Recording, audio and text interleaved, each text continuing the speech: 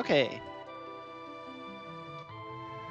Welcome to the Final Fantasy VI Worlds Collide randomizer project built by a lot of randomizing community members, Final Fantasy VI hacking community, people who worked on the Beyond Chaos randomizer, and with a lot of influence and assets carried over from and work done by people who work on Final Fantasy IV Free Enterprise as well.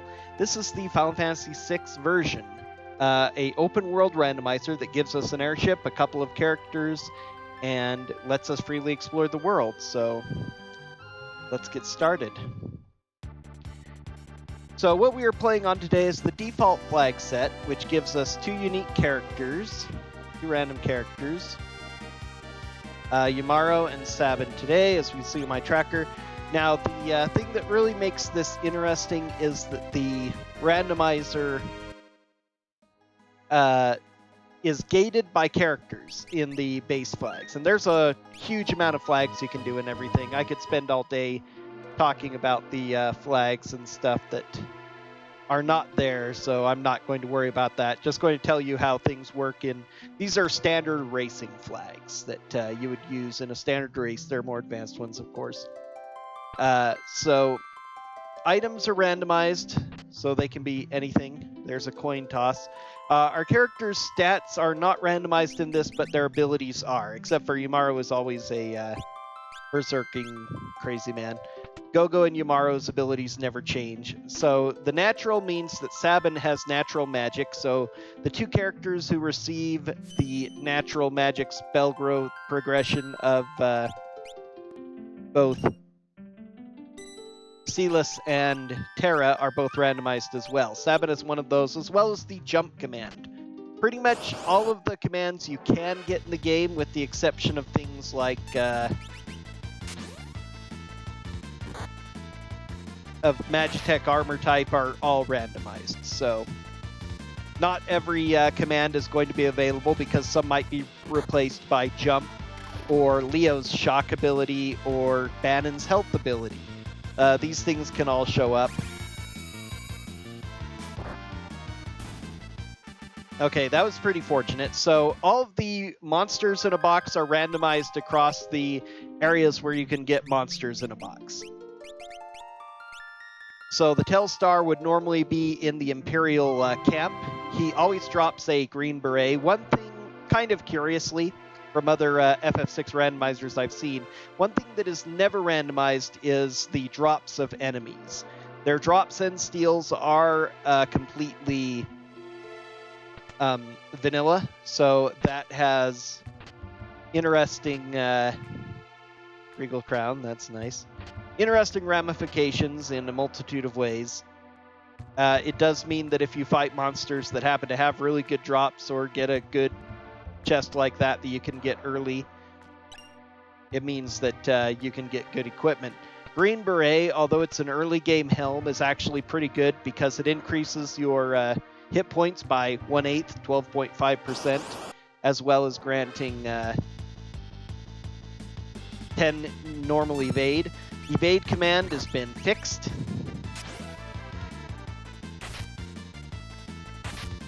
Jump is not super duper useful, but Yumaro actually starts with the heaviest defense armor in the game, Snow Muffler, one of the very best armors of the game. Hard to say which of the toppest tier armors are better, but Snow Muffler is definitely probably in the conversation for top 2. So even just, this is actually a pretty good duo to start with. Now they do start you with 3 Moogle Charms, which you can use to essentially, I should run and do it save just in case, because we might get worse encounters than this. So yes, encounters are randomized as well. But you may...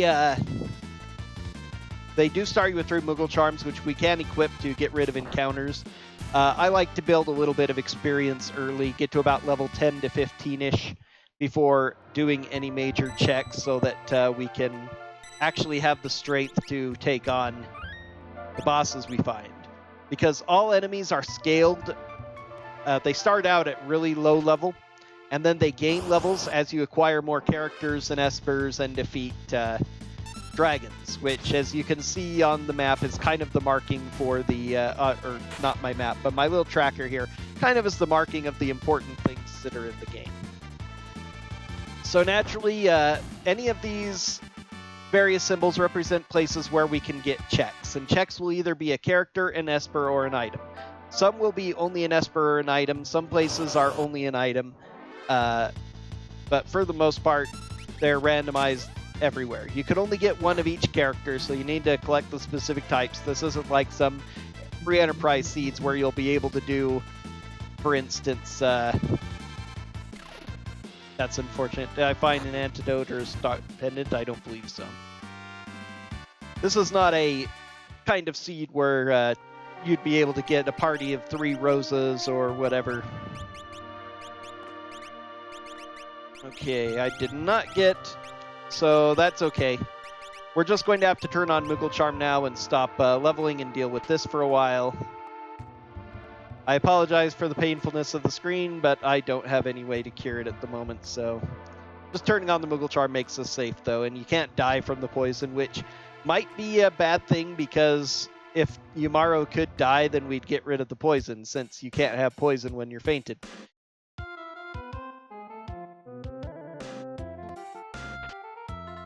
Safety bit. But I'll get rid of the poison quick enough here. Safety bit is pretty good because it prevents you from being affected by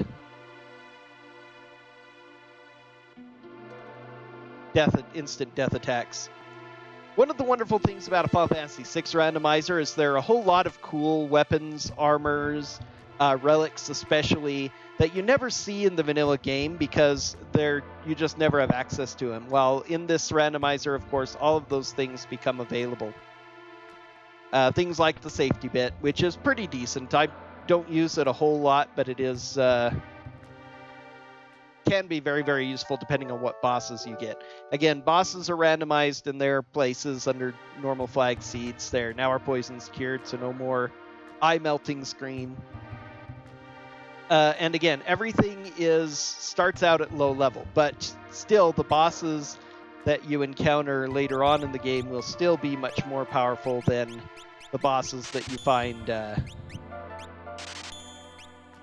or I should say the bosses that vanilla are World of Ruin style, especially like Kefka's tower bosses, are going to be much more powerful than the first couple of bosses you would fight in a vanilla Final Fantasy VI game. So even though it does scale and they will be more powerful at times, they're going to have a lot more chunk of hit points, a lot more access to abilities. There is an interesting feature where the abilities scale as well. So if you meet up with, for instance, Goddess right off the bat, she isn't going to melt your party with Bolt 3, which even at her low level would be enough to kill quite instantly. However, so it scales it based on element, so instead of getting Bolt 3, you usually get Bolt. In order to make it a little bit more even, it's kind of a weird selection. They choose almost all abilities that monsters can use in the pool for that element. So, for instance, I keep forgetting to check to see if Regal Crown Drainer. Can you equip the? No. Can I equip the? That's not all that great either, though. Although actually, Punisher wouldn't be. No, Drainer is better. It's probably really good with the jump command. Jump does most damage with a spear. It literally doubles your damage with a spear. It only does slightly more than normal damage if you don't have a spear. But it has conveniences. The Drainer is your Drain Sword, as it's usually kind of called, or a Blood Sword, as they retranslate it in later versions. So it doesn't work properly, which is why it doesn't auto-equip. But it does have a high attack power and adds to evasion. So evasion, among other bugs, has been fixed in the game. I usually don't... I usually check shops a lot more than I should early on when you can't really afford them. There are a couple of things I'm especially on the lookout for. There are only a couple of places that will have dried meat, and you do need a dried meat in order to find the character or item esper that do the Velt check, which would normally be finding Gao on the Velt, of course. But one of the interesting things about the randomizer is that many of the checks are gated by the person who would normally be acquired there. For instance, next to Yamaro's face down there, you can see the Yamaro boss sprite. So now that I have found Yamaro, I can go to the world of Ruin Narsh and go through the cave, and after I fight Tritok, I can go down into his cave and fight the Yamaro boss and get what would be the Torado Esper, and there's a check there. It could be an item, could be an Esper, could get a character after the battle. The first stage of the game, again, usually you want to do something to buff yourself up. You need to find items or abilities that will enable you to defeat enemies. Also money, so you can buy supplies to get yourself up. There are 4 very important supplies you need almost all the time in a pretty good amount. Gold hairpin will be good. It's not super great item in general, and we'd rather have an economizer. And even so, economizers aren't super great, the community generally feels, because they're better much early on. Can be just a bit of a convenience, but they're not really powerful, as it were. They don't make you. Ribbon is quite nice, because many enemies, especially like Kefka in the final Kefka battle that we have to deal with, can do multiple status ailments on your party, and if any of them are wearing ribbons, of course, you're immune to that. Dried meat. Okay, good. We've got our dried meat. Let's get a couple of smoke bombs. I'm going to sell this Punisher because it's expensive. So now I can totally avoid battles with my Moogle Charm, but again, I do need to try and get some experience, so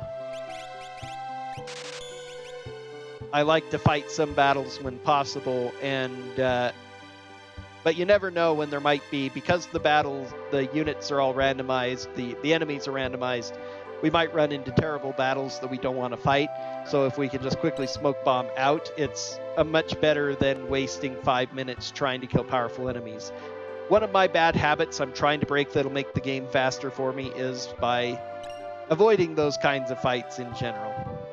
Warp stones we'd like to get a couple of. There are a few dungeons that are very long, and if you don't, after you've beaten them, you have to wind your way out, but you can use warp stone to escape, including the caves of Narsh and World of Ruin, or Narsh itself, anywhere in Narsh and the World of Ruin. Zozo in either World of Ruin or World of Balance, a couple of other places. If you have warp stones and can leave instantly, it can save quite a bit of time. Or the warp spell, of course, but you're never guaranteed to get that.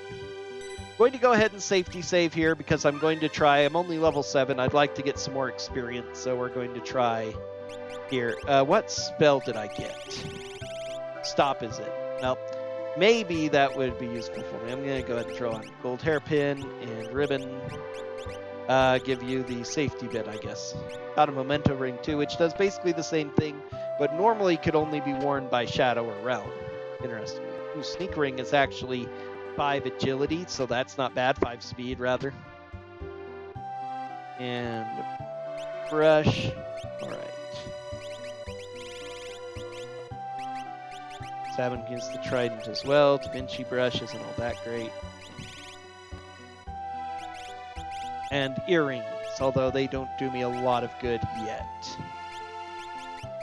Oh, LC's jump, that's right. Oh, actually, probably ought to go ahead. Trident is less battle power, but with jump, it's actually a lot better.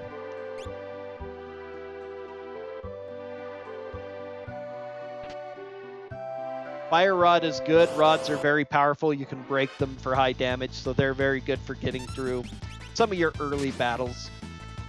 Yamaro can be a liability in some fights. Oh, no, that's right. They turn into imps. They should drop green cherries, too, so to help us undo it. They don't do a lot of damage, but turning him into an imp is going to probably... Now with him as an imp, we don't have a lot of ways to get through this battle fast, unfortunately. But I may need to finish it just so I can get some green cherries to cure him.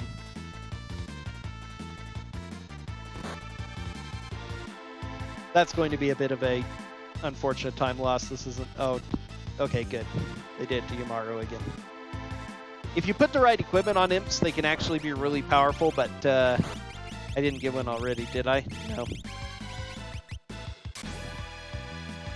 Ceratops are semi-late game enemies. I can't remember quite where, but they shouldn't be that powerful. So if we kill them, we should get a lot of experience at least. He can still do his tackle at least, which is decent damage even as an imp.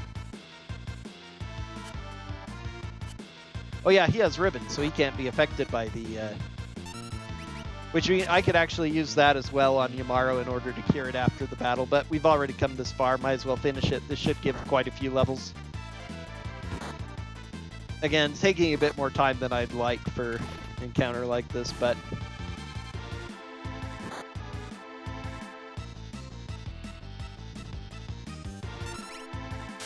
But so about these checks, as you can see, they're not fully balanced per character. Some are worth more. Yamaro and Gogo and Mog only have one check available to them each. They have little color-coded bars by them, while Sabin will give me access to 5 checks. With a Fire Rod, this decent party here under most circumstances. Ooh, I just learned Fire 2 as a natural ability as well. That's actually quite strong, so I'm going to go ahead and earrings and go ahead and give you ribbon. Yeah, that got us up to 9, which is still a little bit low. Did I get green cherries? I did, so I can green cherry myself. I'll go ahead and fight one more battle. This should go a lot faster now that I've leveled up and gotten a Fire 2. Ooh, and an XP egg. Okay, now I'm a bit torn.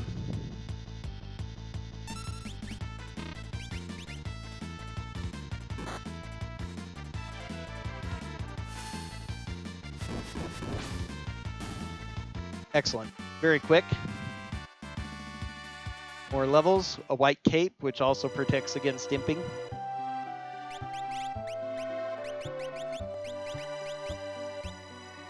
Go ahead and give him XP eggs so that we can get double the experience from everything. Test Rider is reasonably powerful.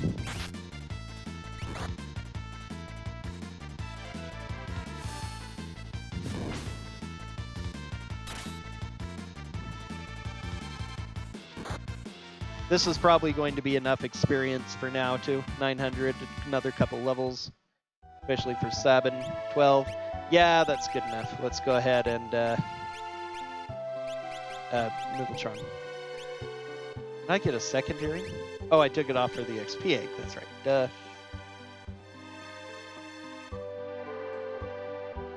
All right, last few treasures here. So, South Figaro is usually a good place to start looking for treasures because, ooh, nice warp stone again. There are a lot of items here. Some very good items in the vanilla game. Can be very random here, but good collection of treasures. In town, you can do stuff. A little bit of grinding you could do down here if you like. And now I'm going to start doing checks, I think. I'm just in the teens level, which should be enough to take on most bosses, depending just on what we get. Grab a quick item and heal here. These are the exact same airships as you would have in each world, and even when you transition, it just perfectly becomes the airship for that world. Oh, Thunderblade isn't bad. And the airship in the World of Balance has both a shop in it and a guy who will restore your health and MP. Your HP and MP for free. But there are a few other places where you can do it just as well. It takes a little bit of time to run down the ship. So Mount Colts is opened up by having Sabin. You can come into here and get all the chests, but you can't get through it and you can't fight the boss unless you have Sabin. You don't have to have him in the party, you just have to find that character, and then all of their checks will be unlocked. Those tracker's a little interesting in the order it chooses to put the checks in. The first one for Sabin, the one leftmost, oh, Red Jacket, which is vanilla, just about the best armor Sabin can wear. So all characters have their default equipment automatically. I wonder if he can use the Regal Crown. Can he? Green Beret is almost better than Regal Crown. Regal Crown does 1 to all stats, which is actually pretty nice, but the Green Beret's bonus hit points and evasion are really strong too. Remedy. So the vanilla flags, or the basic flags that we have, allow us to use all equipment that character can use vanilla, and a small spattering of extra equipment. So normally Sabin can only use claws or fist weapons. Depending on how you define them, there are a couple of different types of that. And it's very nice that this option is allowed, because with characters like him that can only use fist weapons, or Cyan who can only use katanas, if you don't find those particular weapons or powerful versions of them, you're really restricted on the kinds of weapons that you can benefit from both early game and end game, especially since other things are randomized as well. So having a wider selection of equipment available to each character is nice, while at the same time, you do know if you get, oh, I've got Sabin, I just found a red jacket, I know he can wear that, and that's going to be great for him. Red jacket is pretty high-end, definitely in the top 10 armors.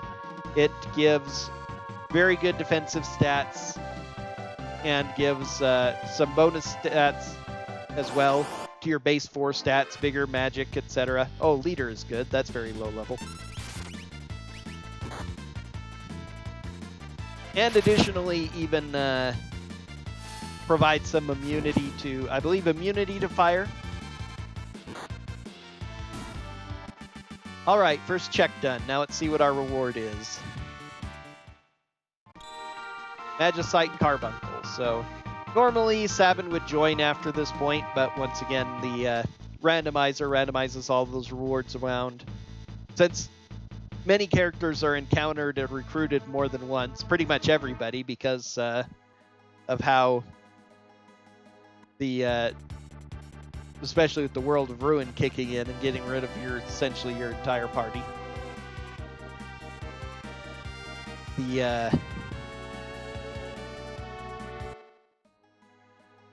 You couldn't have a character everywhere there's supposed to be a character.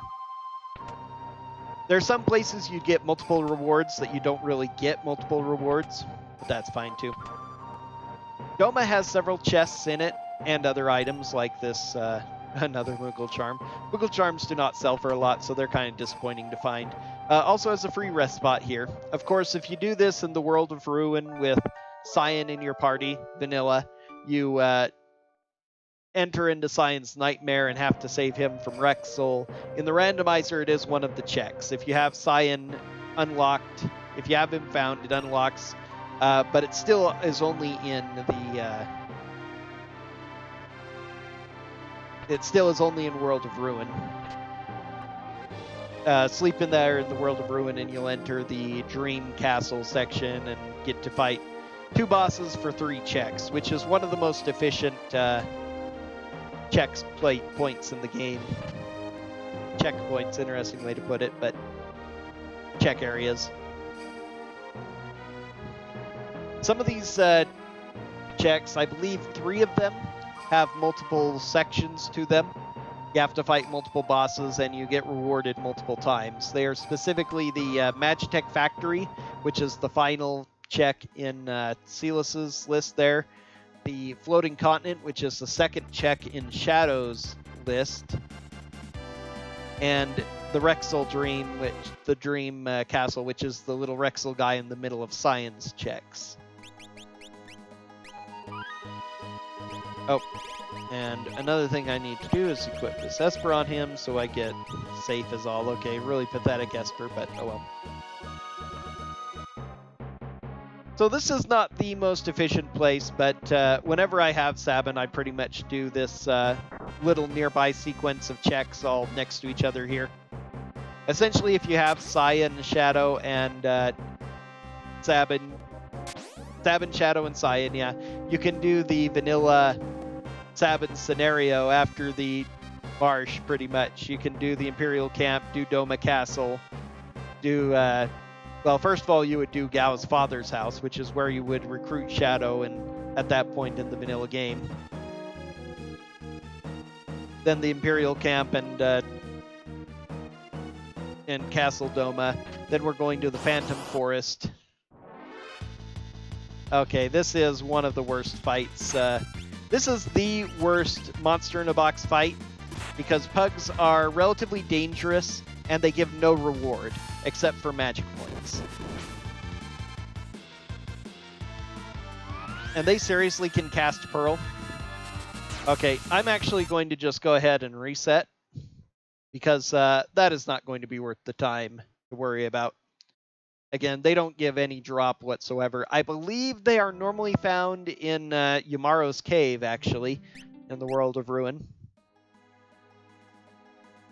So the one thing I need to do is equip Carbuncle, so I'm learning safe. It's not a super great spell I'll really spend time on, but whatever. Can't remember what this is, I'll grab it anyway. I just need to know not to grab the monster in a box, because it is not going to be worth it. Good to know it was somewhere where I didn't lose too much time skipping out on it, though. Oh, that was empty, that's right. What a time waste. No wonder I didn't remember what was there. Inconvenient, but oh well.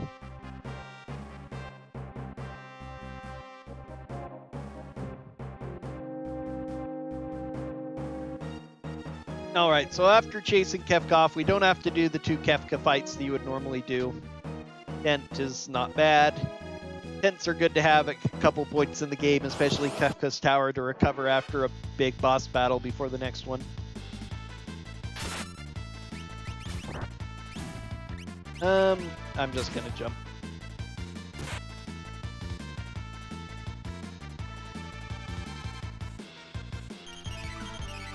Very effective when he hasn't taken any damage.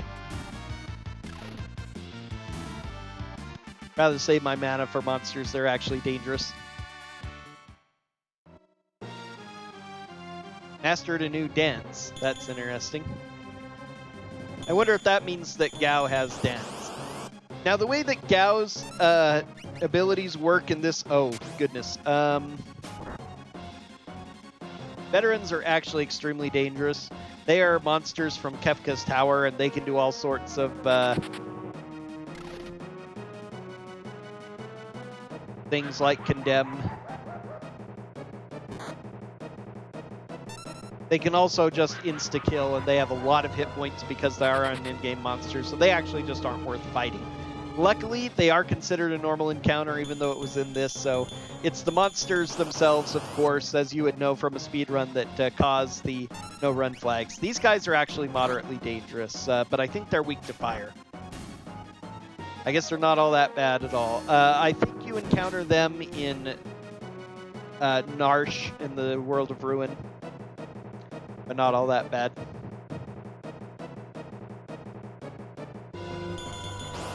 And now at certain points, of course, we know we're going to recruit Gao here because Gao appeared, so... I ought to see if that stunner can be used by either Yumaro or Sabin, though, too. It's also very good. The Vo Mammoth is more powerful than the Nastodon. I wonder why that is.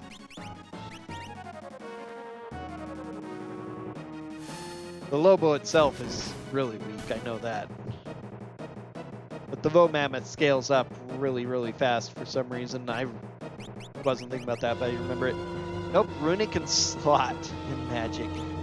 This is an awful Gao, and I'm going to have to get rid of him soon, since his only offensive ability is Runic.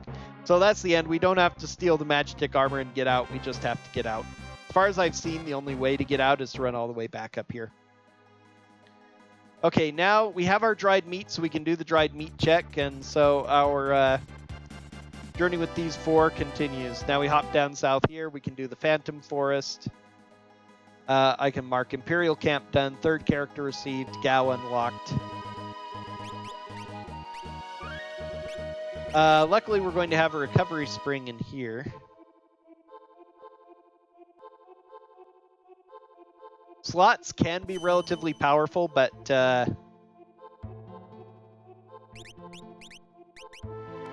Yep, he can use Stunner, although he can't. Okay, I'll have you do it then. No shields at all this far. That's pretty rough.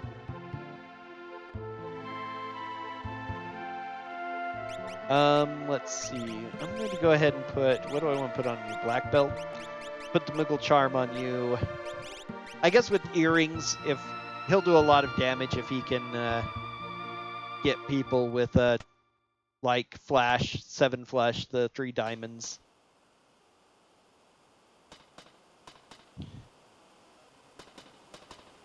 Now, the interesting way he works in this randomizer is that it isn't currently programmed to replace any of his abilities with Fight.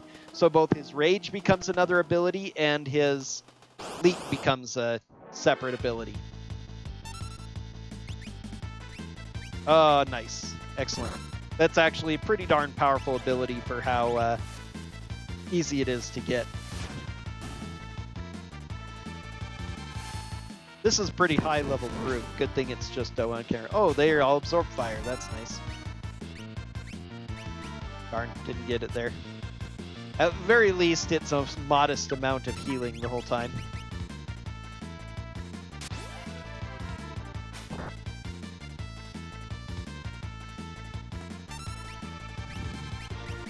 Good, got it again. I usually can get pretty good at doing 7 flush, but it's still not the most reliable ability. So the fact that his only other one is runic is pretty rough. That means he can absorb some black magic spells. But again, runic is slightly devalued from older models of this where they didn't scale spells because, oh no, I'm fighting Magimaster who casts only high level magic. Well, I can runic, so at least I'll absorb it all. But now, because he could use abilities you can't runic, because you can only runic normal spells, not most abilities that are spell-like, it becomes quite a bit less useful. I never thought about it much, but if I was in desperate need of healing after some of the fights here, I suppose I could get it there. Going to do a quick safety save here. I'm neurotic about safety saving, which makes this good for marathons, because it's less likely to lose a lot of time to that. Just in case this monster in a box right here is probably Aloe Vera is the worst one to find, although I want to kill Aloe Vera because he would give me Tiger Fangs. Presenter, Dragon Claw. This is not bad. He can be a bit difficult. Does he absorb fire? He absorbs a couple of elements, and I think fire might be one of them, but I can't quite remember. His shell does not counterattack as often. Okay, fire is the one that works on him. Good. I thought I remembered that, but still things I'm trying to remember. Oh, it misses his shell entirely. That's nice. His shell only sometimes counterattacks, unlike the one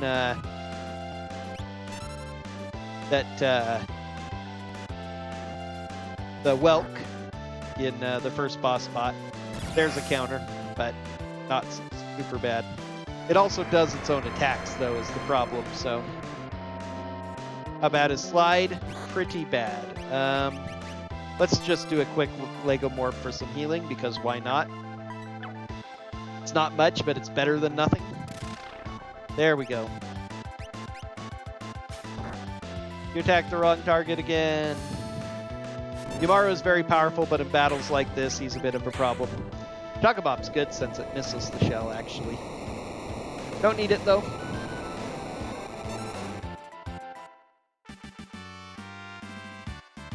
So there's Dragon Claw. Now, normally the you don't get plus attack. Let's see. Just the Drainer. Although, it's hard to say because of the bonus magic. Can he use the Dragon Claw? Yes, he can, actually. Let's have him go ahead and use the Dragon Claw then. Normally in Final Fantasy VI, bosses do not give you experience, but there is a feature to turn that on. However, monsters in a box do not count. There are 3 of them that give you, no, 4 monsters in a box that give you experience. 2 sets of PM Stalkers instead of Night Stalkers, so it fits. The Lobo that you would encounter in the learning the beginner house, and the Gigantos who is on the floating continent. He absorbs something. I'm just gonna jump on him.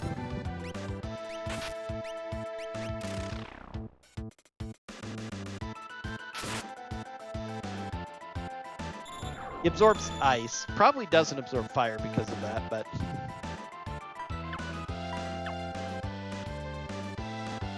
I'll go ahead and give fire a try. Thought I jumped on him. Oh well. Oh, jeez. It's almost impossible to miss 7 flush, but sometimes it happens.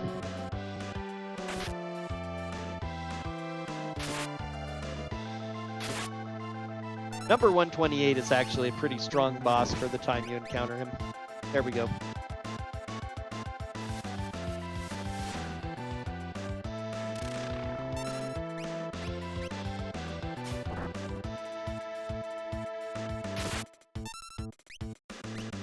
And being attacked from behind by it is pretty rough.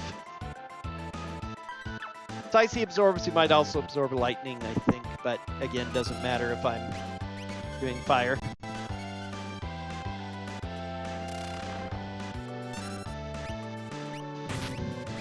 Oh, just missed. I've never been very good at the pause buffering to try and get a slot going. If you rely on that more, it's kind of slow anyway, though, which is one of the reasons why I don't worry about it too much. But it can be a whole lot better. Okay, we got a Magicite for that. Siren, that's our second. Siren is very good, too, because we can use Siren to mute the second layer of Kefka's tower. Whoops. So that's very... And it teaches mute, too, as well as HP plus 50, which is like whatever. But so, okay, so that's very good. Having mute on that is very important. So now here's the third one in the row, the Waterfall, which we would fight Rizzopass.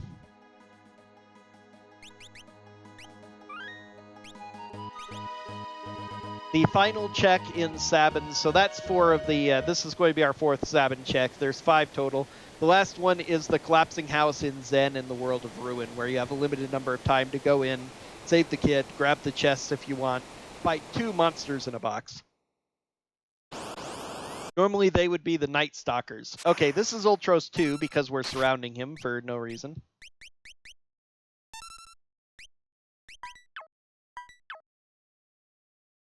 Some of the events combined with bosses not having their own music means that sadly the...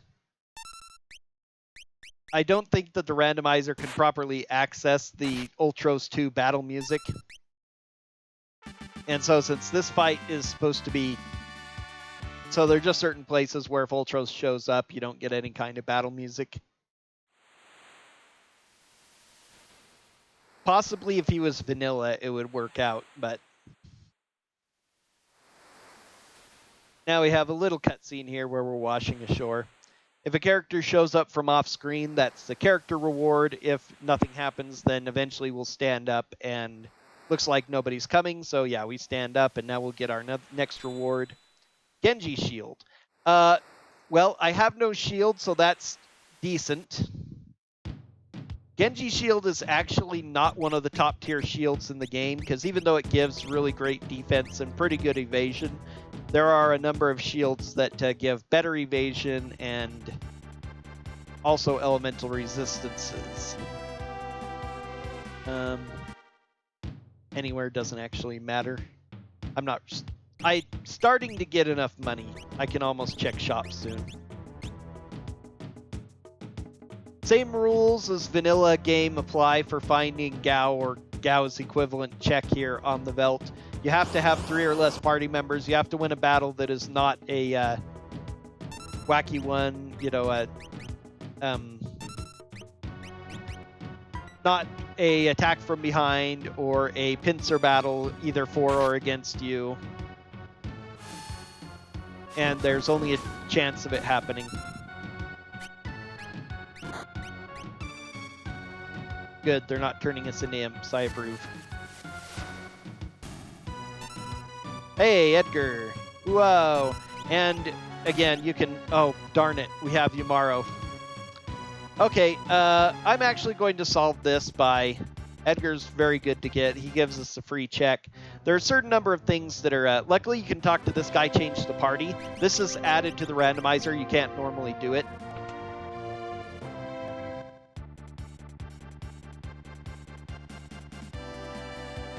Normally, in order to change the party, you have to find a party member wandering around the ship and talk to them. But just for instances like this, they added that option to your hat check guy, as I've kind of always called him, thanks to other places I've heard call him the hat check guy, who allows you to take off your party member's equipment. He also allows you to reorganize your party so that we can...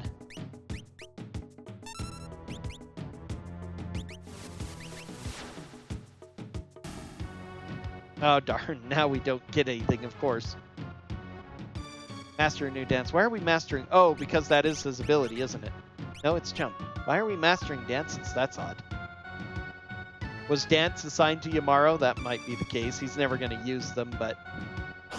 There is an option Oh, darn.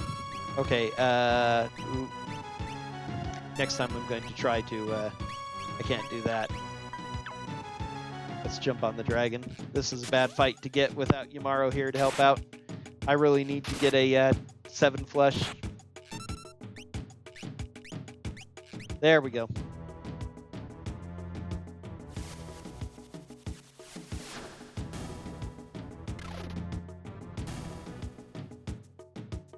Stunner is one of the most powerful weapons in the game, so the jump with it is pretty handy.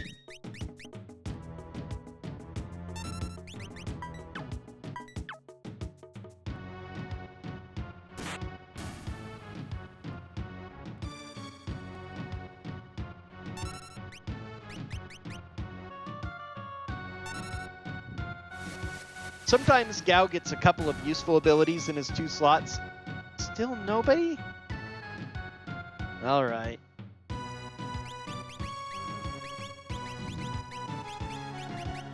I probably shouldn't even bother with Gao because since he doesn't have a lot of... Since Slot is his only semi-useful ability, I'm going to replace him as soon as I get a 5th character, but... Oh well. Oh, Lobo, good. This is always default present. I think because it's probably programmed into the game to work like that, because you could very theoretically come here as and actually fight on the Veldt as your first battle, and it's supposed to do battles that you've already done only. All right, so that adds Edgar to the party. So now we've done this check, this. Now we need to go pick up Yamaro again.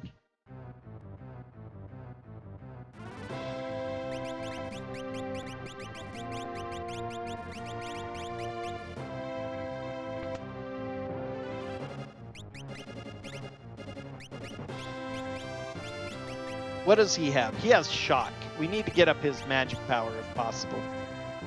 Either through items or Esper growth, because Shock is a very powerful magic-based ability. Like, you know, most abilities from warriors in the game. Sabin's, many of Sabin's blitzes, some of Cyan's sword techs.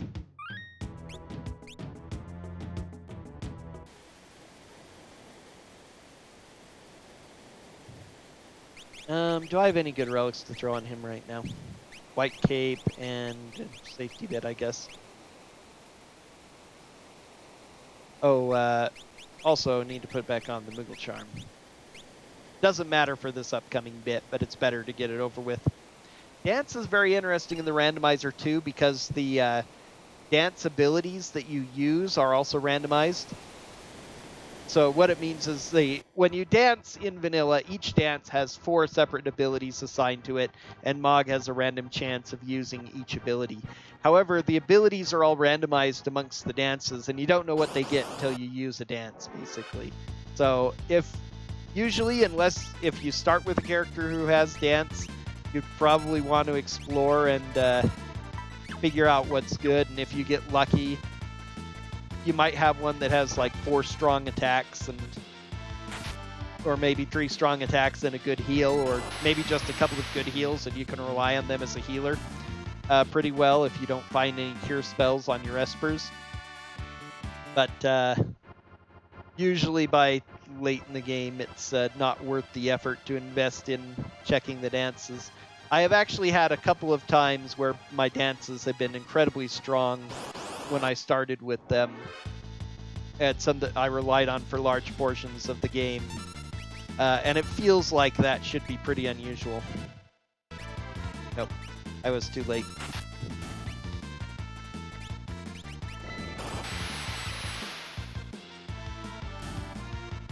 But Shock is quite strong.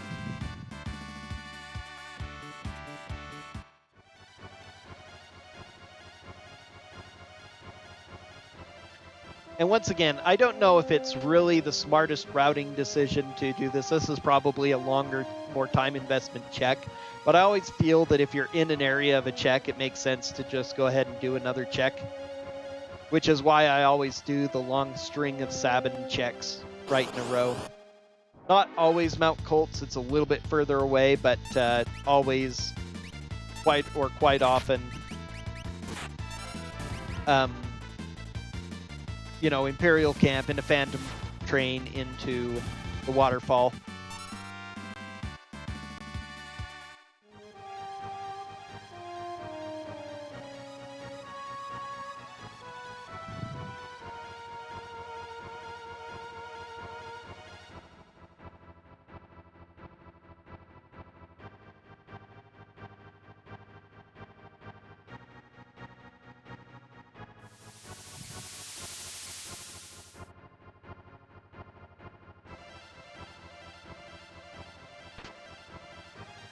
Another elixir is nice.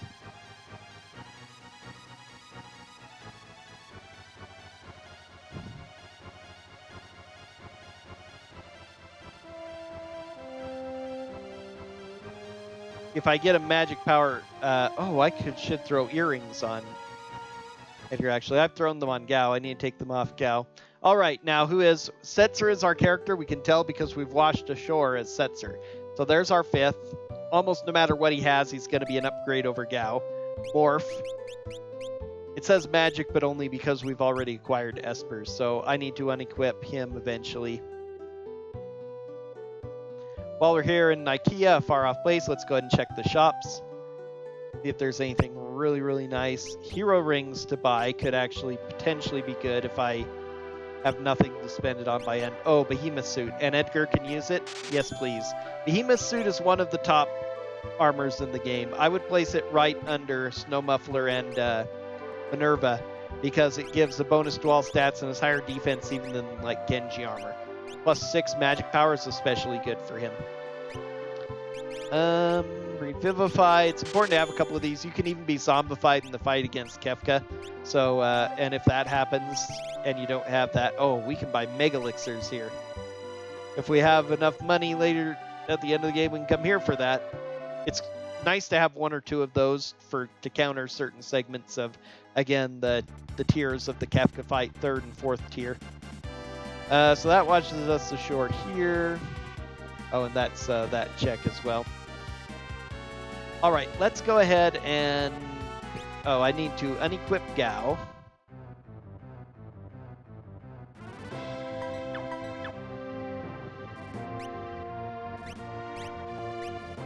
And he can equip Regal Crown. Thunderblade.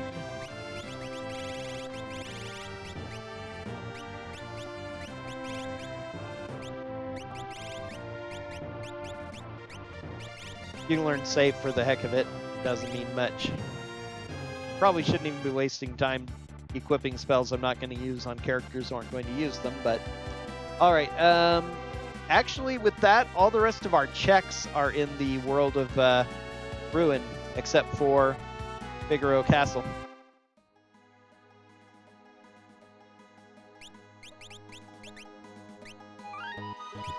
Kind of rough on equipment right now. I've got a couple of decent things, but I could really afford to use a couple more armors, several more helms, many more shields. Nobody has a good shield. Another ribbon, that's not bad. I often prioritize other things above shields when I shouldn't probably, but go ahead and grab a bunch of those, a few more tents. X potions here for cheap. If I don't get any healing spells, that would definitely be worth grabbing. Phoenix Downs, get a few more of those. Warp Stones. I probably bought too many of those, but it was easy to do. Alright, now I can run for anything. 13,000 gold and a tiger mask. Okay. There's an okay helm. Can Yamaro, please tell me Yamaro can wear it. No? Okay. Setzer use it? Yes. It gives like speed and vigor upgrades. Alright, and now sitting on Edgar's throne is who? Imperial Soldier with the Golem Magicite. Okay, so that's that check right there. Will we finally get a useful Esper? Life 3. Okay, good enough. Whoops. Need to equip it. Life 3, of course. Doom is actually also good against one of the tiers of Kefka's final form. one of the tiers of the final Kefka battle.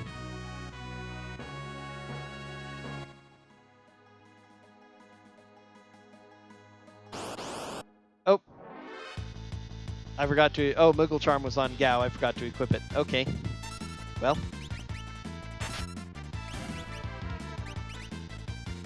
He has Break naturally as well. That's good.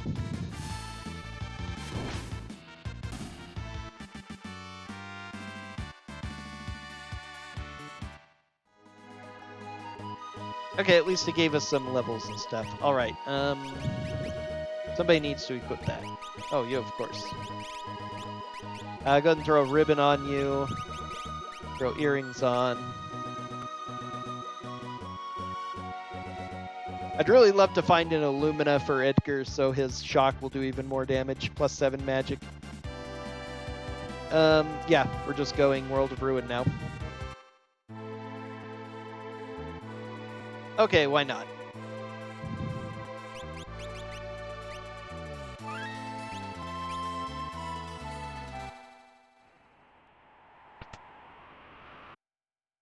Let's go ahead and top off.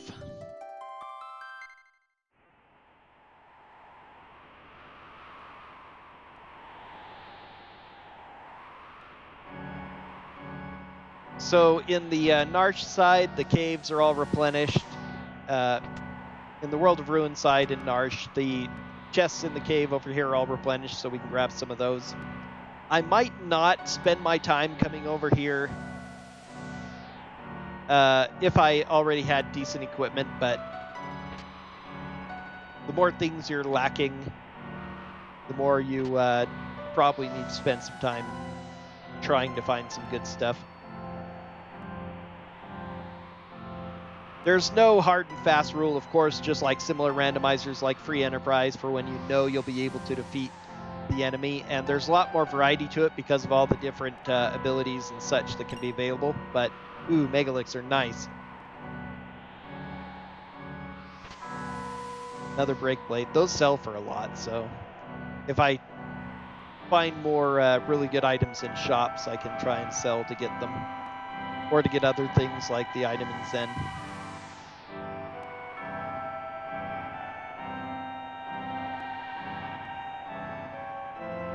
But right now, having Shock is a powerful enough ability, it can be end game.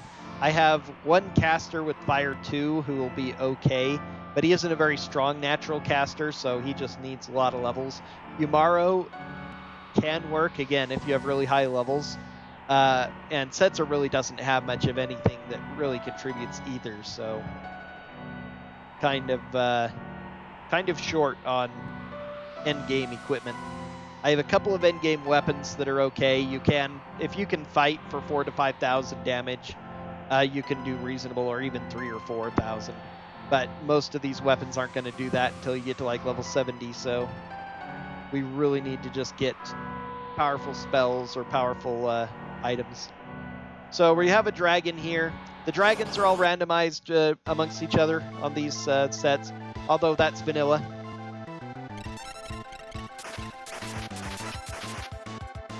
Okay, who all froze? Everyone but Umaro. Fantastic. Well, Umaro could kill this thing all by itself. Eventually, Frost wears it off, unlike in first couple generations of Pokemon.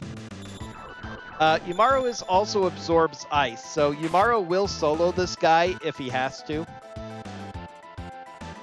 Defeating dragons basically gives 2 items, because every dragon gives a default piece of equipment anyway, and then the game, instead of giving you a Esper when you defeat all 8, like happens in the vanilla game, how you get Crusader, each dragon just gives a guaranteed high-level item. In some seeds, the dragons are set their power. In this default race seed, they do scale just like normal, so they'll have a reasonable amount of hit points, but nothing super bad. If we hadn't all gotten frozen, this could be over a lot more quickly.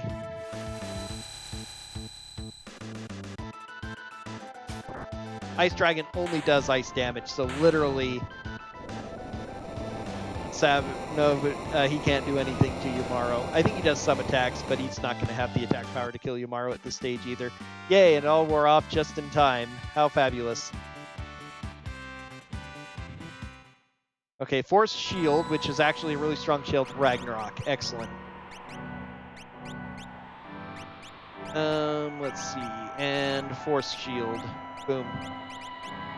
Which is, it gives no physical evade, but a lot of magical evade, so it's not as useful as is in vanilla, where because of how evade is broken, you evade everything with magic evade. But it's still really nice to have that much magic evasion. Go ahead and tent up to heal. I'm also going to go ahead and remove that from you.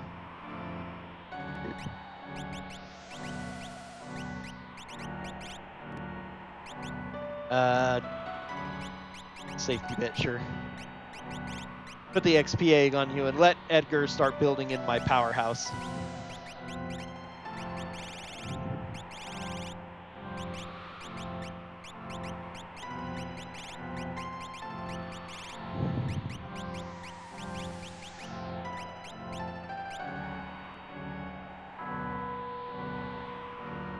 Probably should have safety saved there too.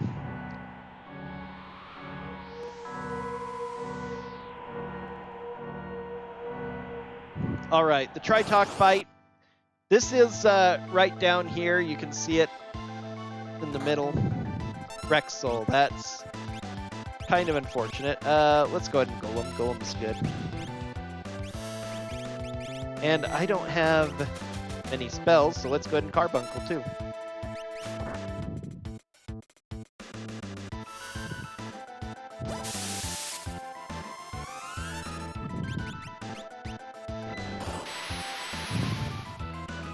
The only problem is the shock damage is going to be divided because Rexel is always has his 2 Soul Savers with him. Now, normally, of course, he would disappear and hide in one of your characters, and then you'd have to kill that character to get him out. But, oh yeah, they absorb Holy. I think Rexel does too, and that's what Yumaro's weapon is. That's very unfortunate. Hopefully he'll tackle Rexel and do nothing else. This is going to be a bit of a slow, painful fight. Well, I don't mind if he keeps attacking the Soul Slavers. At least he isn't helping out the enemy.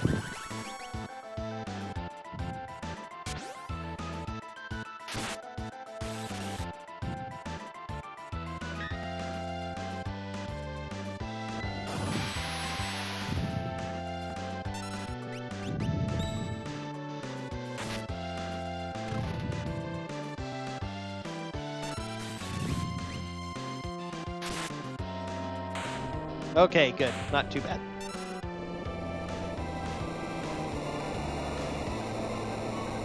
But this is the Tritalk check. You can come and kill Tritalk at any point. I also killed Ice Dragon.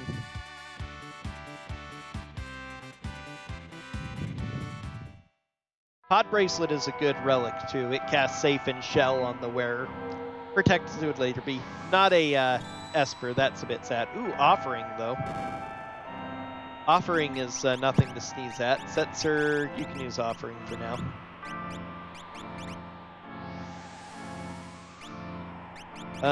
Actually, I'm going to go ahead and, yeah, Ribbon. Give you Pod Bracelet and Wiggle Charm. Ought to have a Ribbon on you too, actually. Good. Excellent. Okay. So now, it might be slightly better to put it on Yumaro, but since I can't rely on him to attack, I've basically made the executive decision that Setzer will be moderately useful here. Okay, here is another monster in a box. Let's see what horrible thing it is. PM Stalkers. Okay, not bad. Probably kill them with 1 shock. Shock, once again, is only available to General Leo, the one time you get to fight with him in Tomasa before, you know, spoilers, Kefka immediately kills him, which is quite unfortunate. But it's actually a pretty powerful ability. And once again, it's a fighter ability that's uses magic.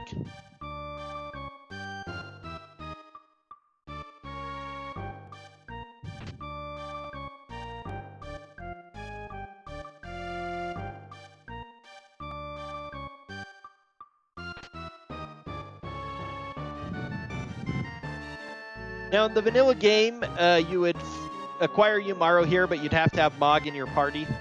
You never have to have any kind of, except for the character gating itself, you don't have to have any kind of characters in a party ever to do anything. Magicite, all right. Alexander. Now we're going to have to battle whatever boss this is.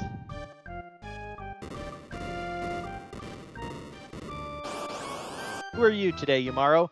Tritalk. Okay.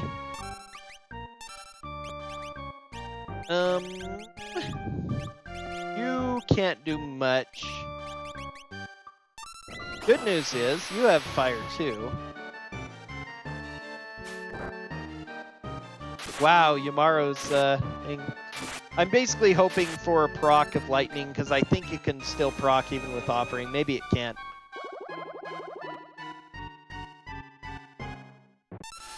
I mean, there's nothing else that Setzer really can do. You can cast Life 3 on some of the characters. That wasn't too bad, though. Except for fire, Tritalk absorbs most elements. And has nearly impenetrable physical defense against most attacks, so can be extremely, extremely terrible fight, but... Okay, Alexander, Berserk, Bolt, Scan, and Stamina. Nothing in there is particularly great. I can at least give him Bolt so he can contribute in some fights. Give you Life 3. Life 3 is the most important thing to have on the main party. Depending on what I get with my next couple of characters, I could still... I'm probably going to go ahead and keep Sabin because he's a natural mage with Fire 2. And Jump can be pretty strong, especially if I get my hands on a Aura Lance and he can use it. That's a big if, but possibility. Especially if I get a Dragon Horn, which allows you to jump 2 to 4 times when you jump. I could have Warp Stoned out of here too, but I guess this is pretty short, and I get to grab the free healing, which is harder to come by in World of Ruin. Okay, now let's go ahead and hit South Figaro.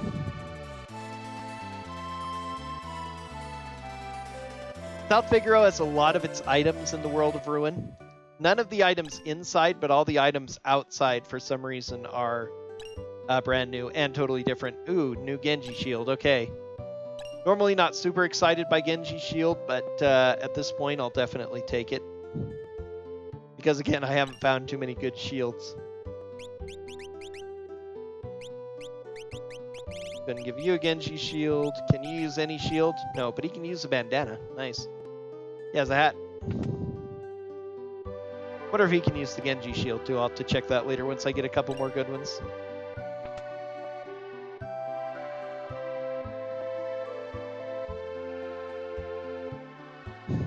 Please, sir. Tincture.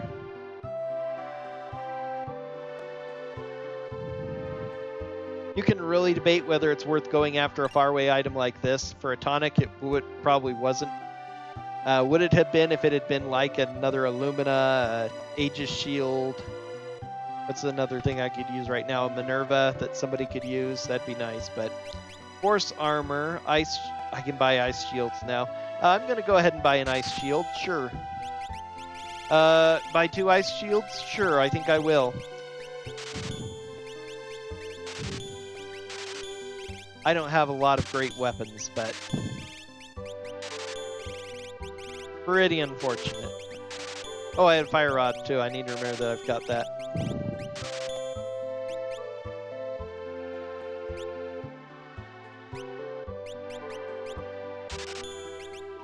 Okay, 3 Ice Shields.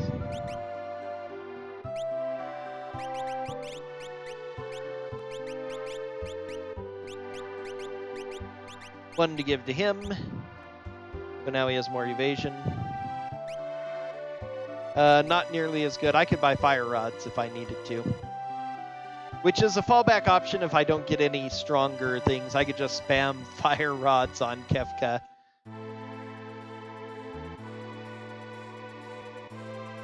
Alright, let's go ahead and do the Flint Castle here.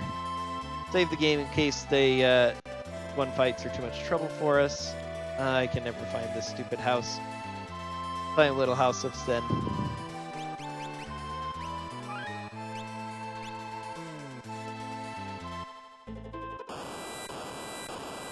You can see what the reward, well, if it's a character, you can see who the character is as soon as we approach the house. They'll be holding it up. Sealess, yay! So we're going to get a next character here. It's been a while since I've had Sealess in a group. 2 monsters in a box here. Normally would be PM Stalkers. I'm running out of non-dangerous ones, so they could be a couple of dangerous guys. And I really need powerful weapons if they're available. Just Spectre. This is a hyper wrist and nothing else. Pretty lousy. Really easy.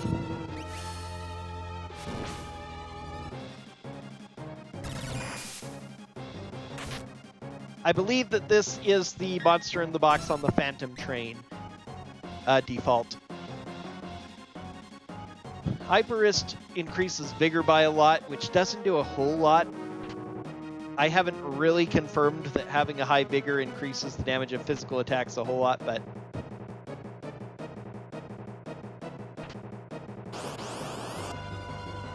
Master Pug, okay, this will be a Gradius weapon. He's pretty dangerous, but I'm just going to jump on him. Probably the better option here than using the magic.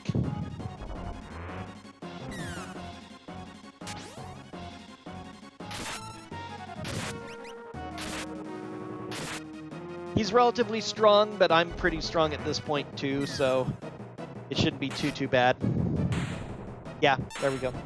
So Gradius is an okay weapon. It's Pearl Elemental, or Holy Elemental as it should be. Which can be rough, like the Dragon Claw. There are certain enemies that just absorb Holy, surprisingly. Including evil spirits like Rexel. You wouldn't think that evil spirits like him and his whatever wraiths he makes would absorb Holy, but there you go. Notaluma's another one, I think. So if you're using it against those enemies, you'll suddenly be healing them. But it is pretty high attack power, and almost anyone can use it. So it instantly makes whoever has an offering better, which is I'm probably going to keep in Yumaro because Morph can be strong, but it just doesn't last long enough, especially if you aren't a powerful spellcaster. You can do increase physical damage as well, but if you don't really start at the beginning with it and build up the character, it can't do a lot. So I'm going to go ahead and replace... I forgot to check what she was, though. She might be even worse. Blitz. Oh, she uses Blitz, which is actually really strong with her default magic.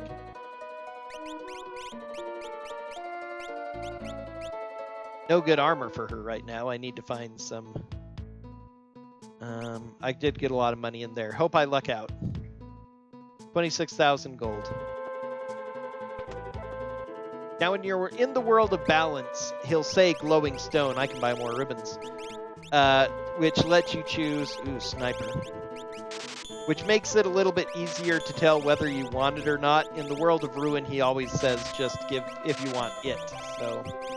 it's unfortunate. Neither of those are really good. And also the Mithril Glove and the Gauntlet. Gauntlet is useless. The Mentor Ring, I have safety bit, so that's worth it. Okay. I could turn Gao's slots into coin toss, but I'd really rather not. Okay, what have you got? Force armor is all. Well, considering I need armor, I actually will take that. So we got that, and that done. That's what that guy is. Again, sometimes he has a powerful item, sometimes he has an Esper. Like, he's supposed to have an Esper normally.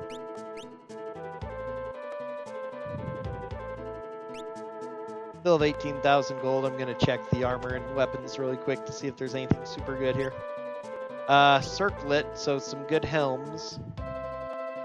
It's actually better, really, than crystal helms.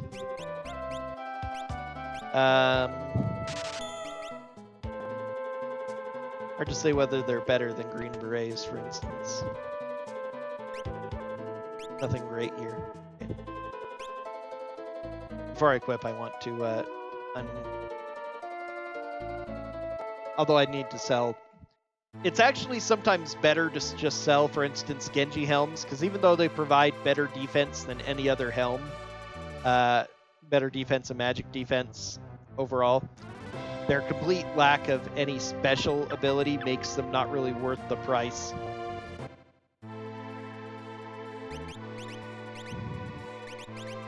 And so same with diamond and crystal ones even.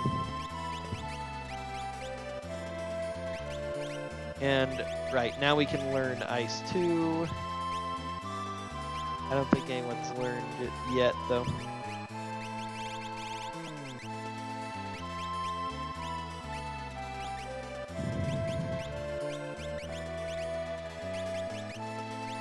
Alright, once she's high enough level, I can learn...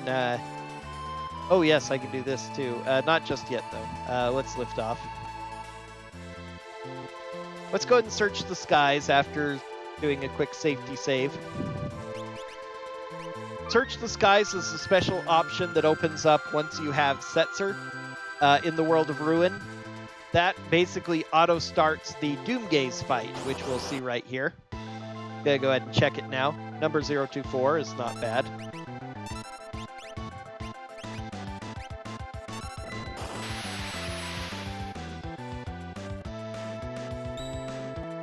If he confuses one of my party members right off, that can be a bit annoying, but for the most part, he's not really very dangerous. He eventually goes into a Magimaster like, that's not going to affect him, phase where he starts resisting certain elements and being vulnerable only to others, which you have to figure out, but he usually doesn't last long enough to get it off. Of course, you never see it in the speedrun because they immediately sleep him.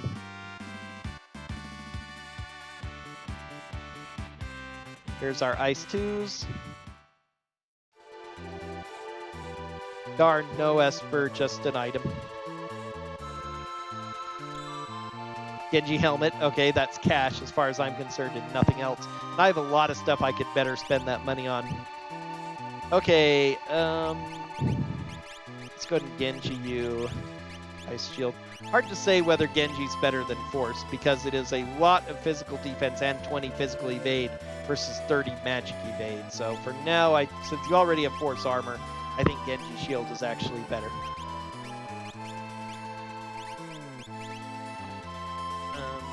Let's see.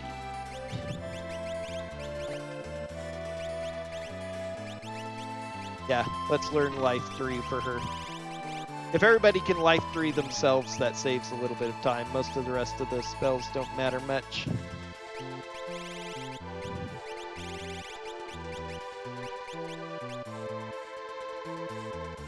Alright, now we have a free check in Kohlingen. I don't know why. I guess it's because there is a doggo in Kohlingen, but they use the doggo sprite for this Kohlingen check that opens up. This is where you would find Setzer in the World of Ruin, of course. Coming to the cafe here. Could be a character, could be something with an Esper item for us. It's not a character. Genji Shield, another one. Okay, I'm doing fine on shields now. Very, very fine on shields. I could probably sell a Genji Shield or two.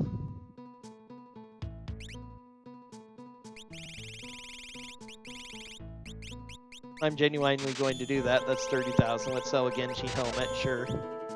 Gonna keep those for now. Oh, I have a hero ring too. Who could use a hero ring more? Her, of course. Hero ring offering.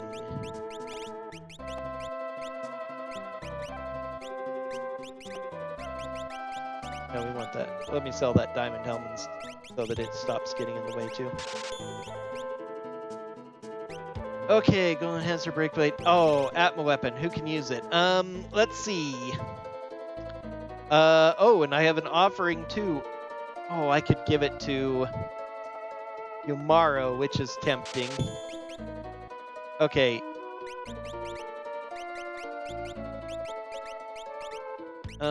Forget just that for now. That's MP plus 10. I'm going to go ahead and learn that. And then we're going to throw on Siren and build up her HP. And at that point, we're going to give her the experience egg so that she can get up a lot of hit points. Zapmo weapons attack power depends on how many hit points you have. Current hit points more than maximum. So if you're, really wounded, it's going to be a lot less effective. And now here is Daryl's tomb.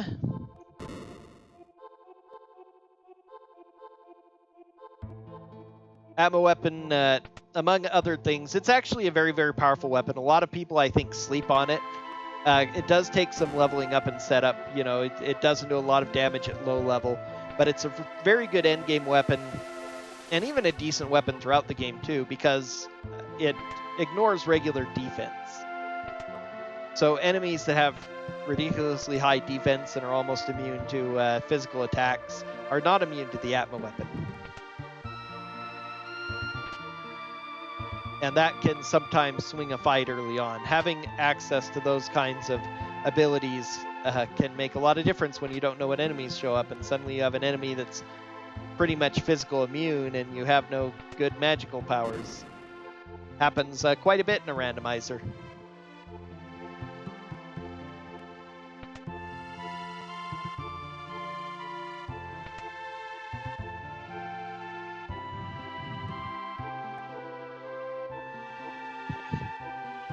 Man, a bunch of checks that would normally only be espers, and I still have only 4 espers and 6 characters.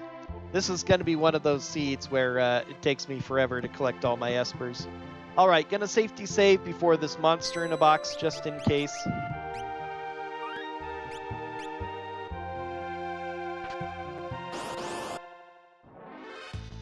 Oh, Gigantos. This is kind of nice, actually.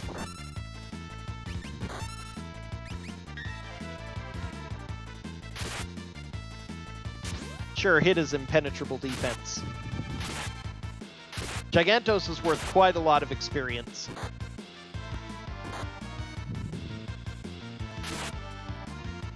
He does a lot of physical damage, but he's generally worth it.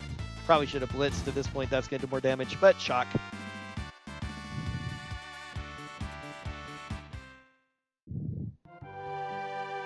His hardened item he gives isn't really worth much, but that's okay. He isn't worth many magic points either.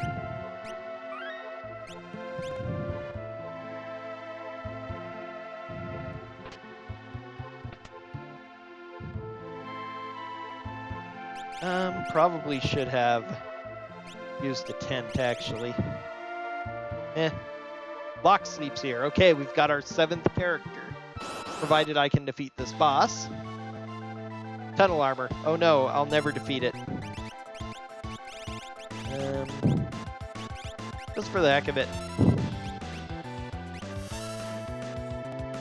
No, you cannot suplex tunnel armor. He counts as a heavy unit or something just suplexable.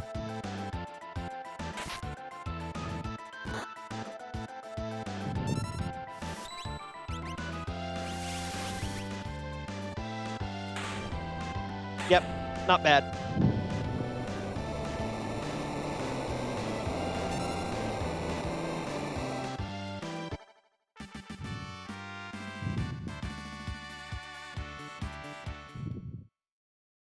He gives an elixir, though, which is very nice. Okay, Locke. Sketch and magic. No, I'm going to leave Locke out and keep Yumaro. If I find another offering from, like, Katana Soul or something, I have access to some things now, though. Including possibly a Paladin Shield, which probably would not be worth the time investment, but I do have a couple of ribbons, so that makes it a little bit better. Actually, yeah, it would be worth the time investment because of that. Let's go ahead and get our free check here. Once you have Locke, whoever is in the party can unlock buildings. Pick up our free check here. Now, these choice things, like the Mog check is another one of them. You can actually get the other item, or a lance. Okay, I'll need to get that if I can. If I find Terra, I desperately need this to, though, so... Let's see. Golem hasn't learned Doom yet, but I don't care, actually.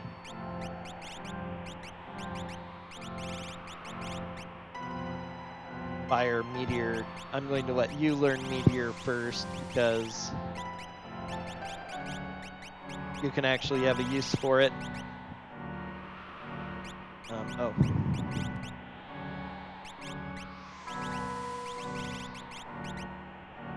Yeah. Alright, now she's just going to have Sirens so she can get her hit points up. Relic, let's go ahead and change you to...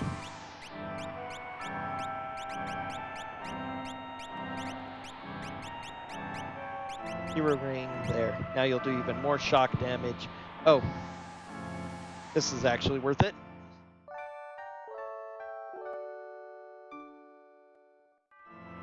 Paladin Shield is just so powerful that it is also worth investing in sometimes. Whoops, not the right place. Although I think I forgot to open that, get the item in there, so maybe I could go get it. Probably not worth it, though. Now, they greatly reduce the amount of battles you need to fight. 30 is a lot, though, so probably not worth it. I am not likely to get 30 fights by the end of the game without grinding, and then I would not be able to meet a 230 estimate, most likely. So that's unfortunate. But I have enough shields, it's not super duper bad. Let's see.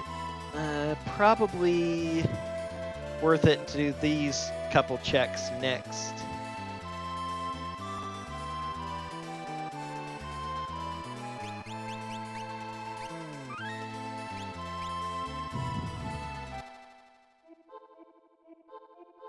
If I can get a couple of Genji gloves, and if Yumaro can use a Genji glove. I don't have one now, do I? Nope, of course not. Didn't think so, but I had to check. Once I'm thinking about it.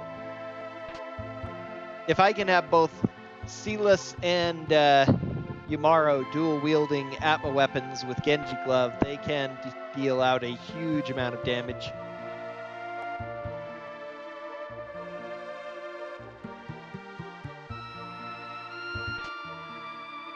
Hey! There we are, which means, though, I'd need to buy a lot of... Yumaro can use it this time. The last time I had Yumaro and he could use an Atma weapon, he couldn't use the Genji gloves. So I need to find one more offering, which I have a good chance of finding in near its vanilla location here. And then go buy 3 more Atma weapons, and I could buy a couple more and have Edgar do it as well. But since he has shock, it's better just to do that. Since it's magic-based, everything. Plus he has Ragnarok, which gives him the evasions as well. They would be slightly vulnerable. If I had 3 of them, the party would be way too vulnerable. I'd have to rely on Sabin for trying to keep everybody alive only, and that'd be a bit rough. Oh yeah, I don't need to talk to him this time when I'm coming down here. Too used to seeing him operating the weapon. There's the second Atma weapon, so I don't need to buy one.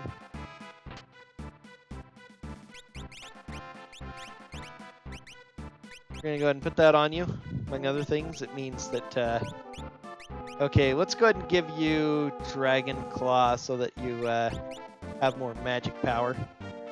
His magic power is so low, that's the biggest problem.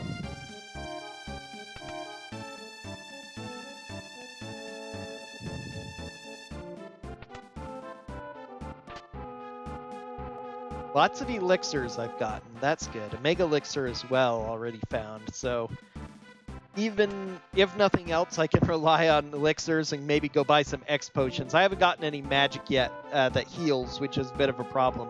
But if I have life 3 and I get enough X potions, I should be okay.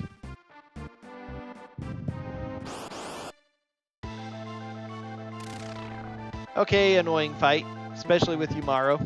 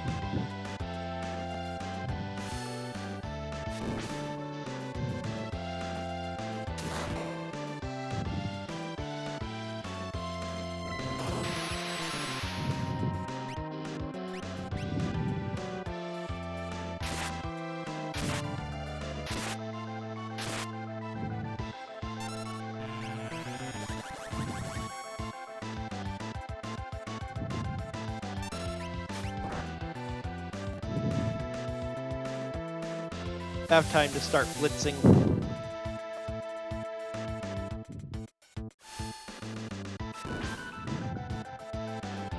Goodness gracious, is he still going?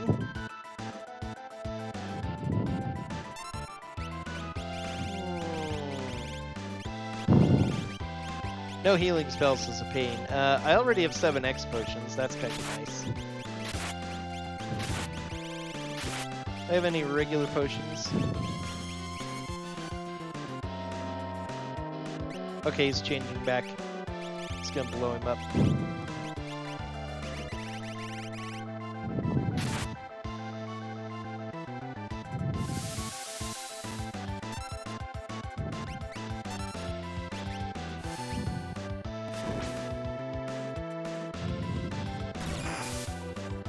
Ouch.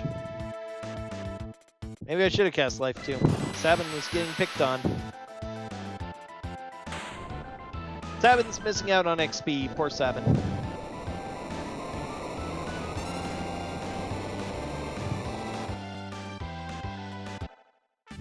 Very interesting to see battles that are always pincher or always surround battles or always run away from battles.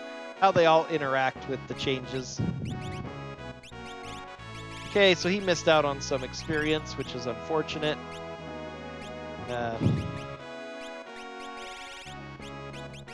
Crusader got Strength +2, Demi Meteor, and Dispel Addition. +2 Strength isn't super great, but...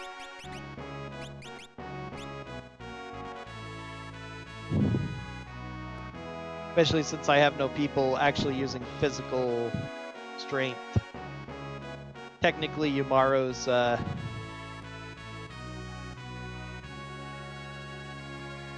basically his tackles.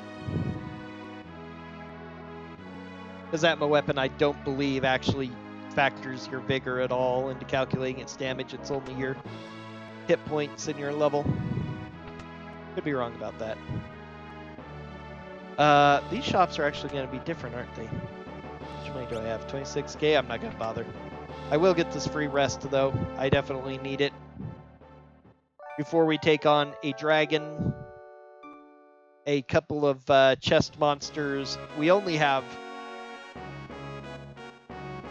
mostly have the dangerous ones left. We have, I think, one more PM Stalker. We have Aloe Vera, and we have Katana Soul, who has the offering. Katana Soul would be great. Aloe Vera, I might skip out on, depending. We'll see, because if the first chest is Aloe Vera, then I haven't saved in a while, so I'm going to have to kill him.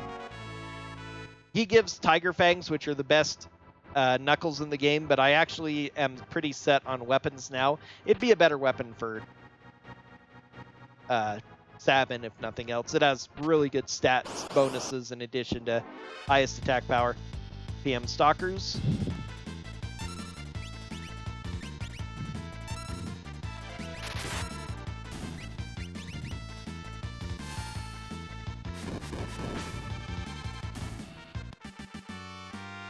Some experience. Some magic points. Except for Life 3 and I guess the Meteor, which I can make use of. I really haven't found any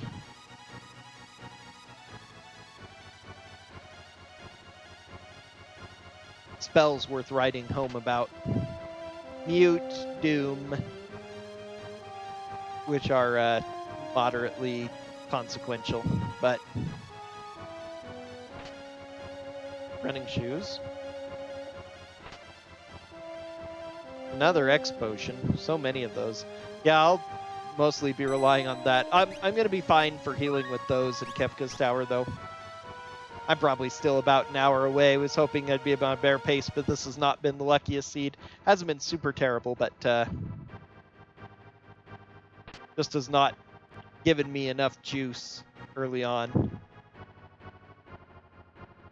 All right, monster in a box. The Lobo. Okay, so where is the ever elusive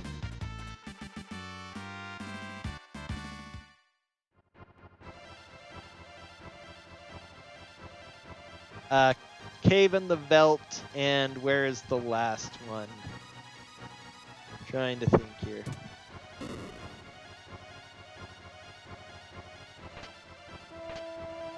Elixir.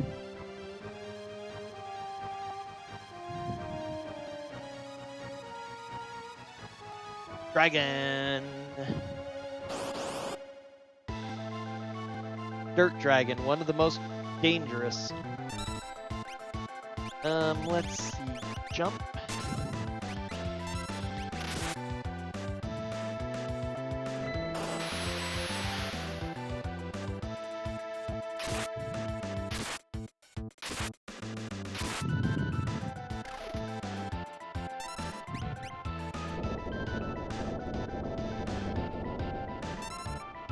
Uchi.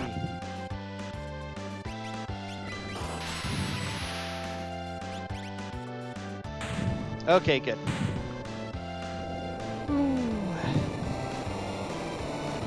Dirt Dragon does a lot of AoE earth attacks that can really hurt the whole party.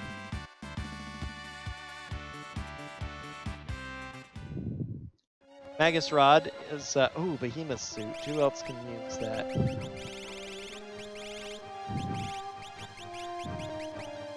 Edgar's the only one, unfortunately. Okay, probably an Esper. Fenrir. I say Esper, I should say Magicite. They are the same thing, but Fenrir's a good one, too. At least for utility, I have a lot of good Espers. Oh, Cure 2. Okay. Let's go ahead and get you that Natural Magician so you can help keep the party alive more easily. I'm probably still going to be relying largely on X potions and elixirs in the final fight. But if I need to heal the party at once from a moderate amount of damage, I have an option. Not gonna bother here. I can do it later. Okay, time to go back, I think. Yeah, I've done pretty much everything here I can do, haven't I? 3 C-list checks are going to be World of Balance. I can go do Phoenix Cave, I suppose. I kind of don't like Phoenix Cave, but it actually isn't all that bad in the, I need to continue our journey. Nifty quality of life thing they've done, when you go after the underground castle, the ancient castle, you don't have to go all the way to Kolingen continent and then travel all the way back and once again hit the thing underground and say, no, keep going. The first time you use it, once you say continue journey, it automatically takes you back to South Figaro instead, which is good because this is where our airship is. For some reason, unlike pretty much every other event in the game or every other area where a dungeon is a travel point, where it has 2 entrances and exits, you don't have your airship transported to you.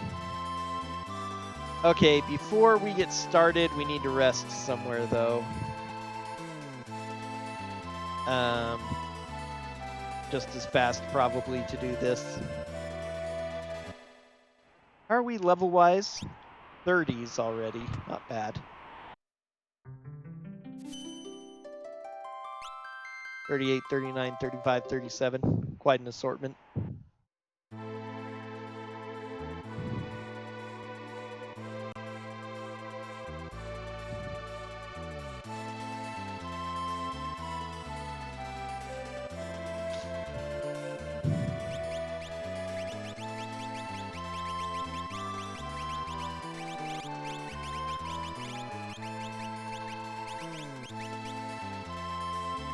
Doesn't matter who I put in party number 2. Because we're not going to be fighting at all. Just gotta make sure I put on a Moogle Charm. This will allow me to ignore spikes.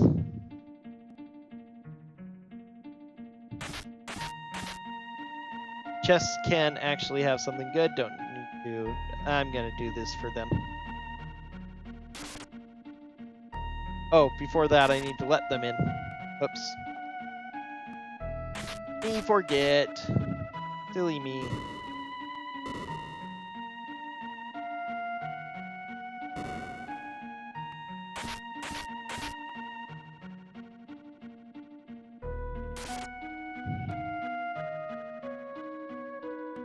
There, this allows me to grab this rename card.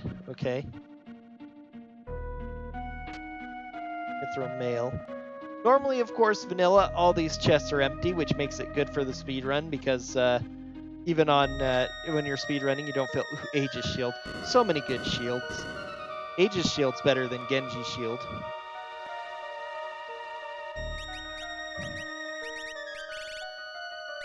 Slightly worse physical attack, but gives the same physical evade and more magic evade.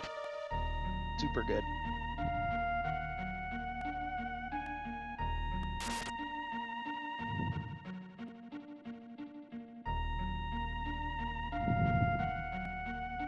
Of course, in a randomizer, when everything's randomized, these chests could have something good in them, like Aegis Shield. If I could get a thrower, he would replace Yumaro.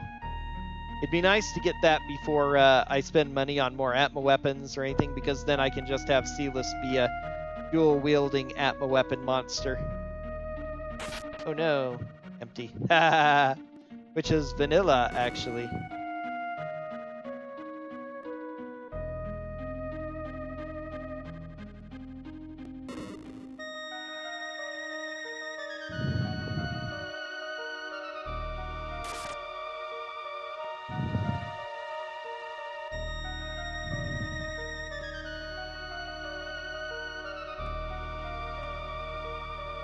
Boing, boing, boing, boing, boing.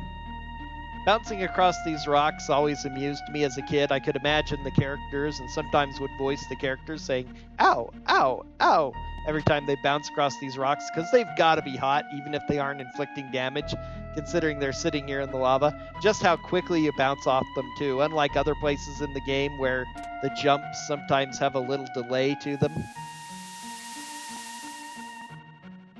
Like in Zozo jumping between the towers, they make a bit of an animation about that. Or jumping across the chests in Go-Go's underground lair.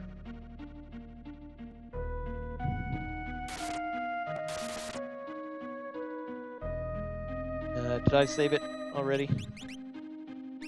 I did not. Okay, gonna go ahead and save just in case. Because the dragon should not be super terrible, but you never know.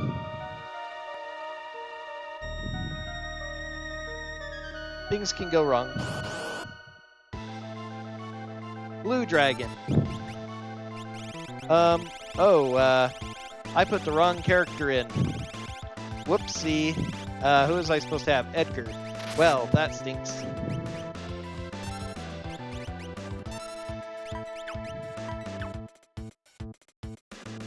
Missing my biggest damage dealer.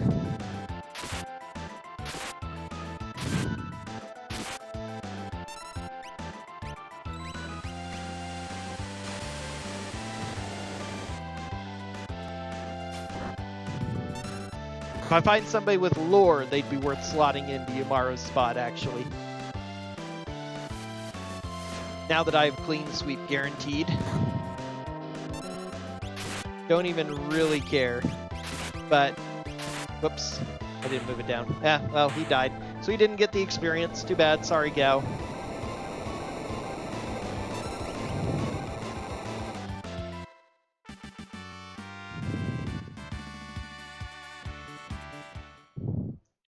Scimitar weapon is strong. Another ice shield.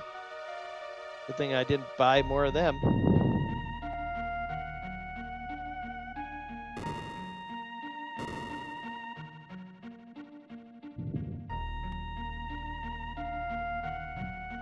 And that was Water Dragon. Last chest is soft.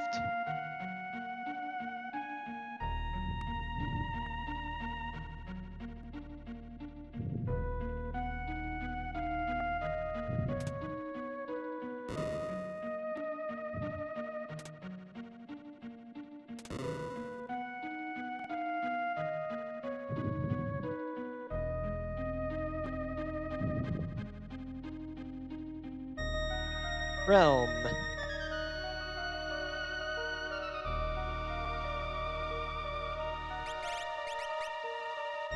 Control.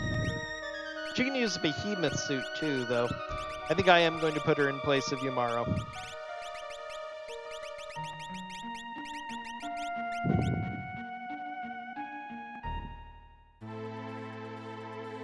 All right. You keep on that for the hit points for a while.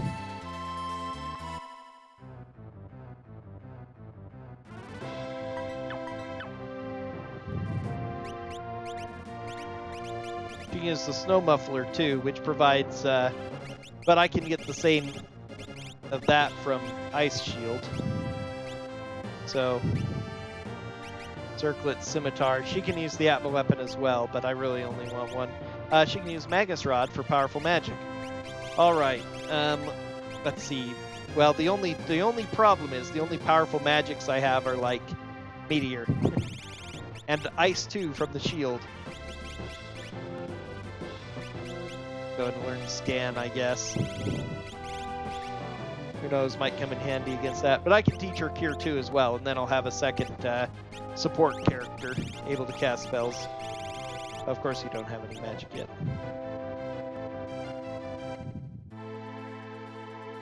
Can someone else use...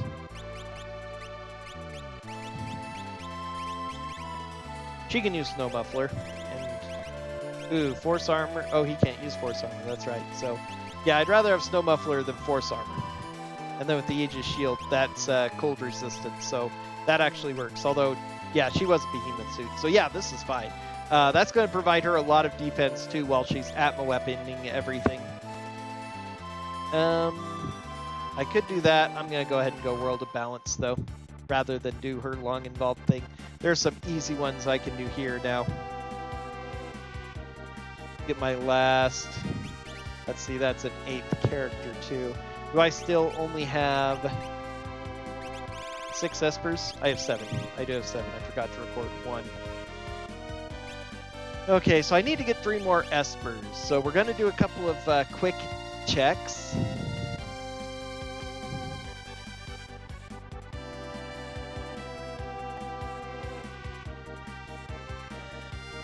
And I think I'm actually set with that. Meteor will do okay for damaging the multiple tier points, and plus they can be defensive. The dual Atma weapon and the shock are going to be my primary damage, and it should be more than enough. Especially if I get enough boss fights to boost up Silas's HP and levels a bunch. So she's dealing 8,000 damage around with her Atma weapons, or more than that, which she should get pretty close to. Another offering. Well, there's my second offering. Not going to worry about chests then, even though a potential Tiger Fang could be really good. Or for Sabin. That's unfortunate that that free check was nothing. And yes, again, sometimes the checks are a little bit counterintuitive because normally you would find Celis there. Instead, you have to have Celis in order to find whoever's chained up. It was an imp with an offering who gave us a reward for freeing her. We could do the opera. This is a pretty quick check, though. Let's do Realms check over here in this mountain. And we'll see immediately if it's a character or not. I would not say no to Terra because she gives a couple of good checks, too. And some awful checks, but there's also, oops, oh, I need a Mythical Charm. Luckily these guys are weak and will be worth a decent amount of experience. Shock them. Let's be done.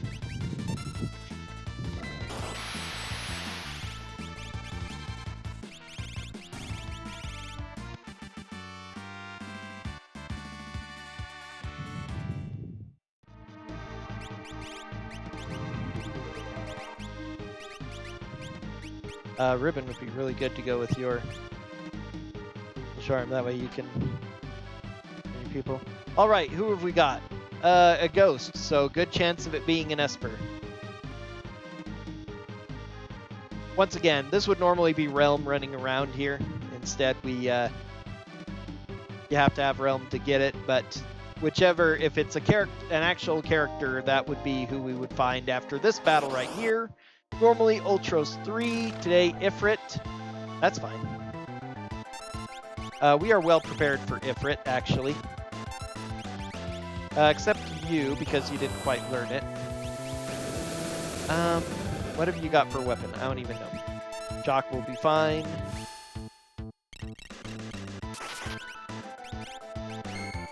You have decent magic. Oh, she has a Magus Rod, that's right. To boost her magic power when she's finally able to. Ifrit dies really quick.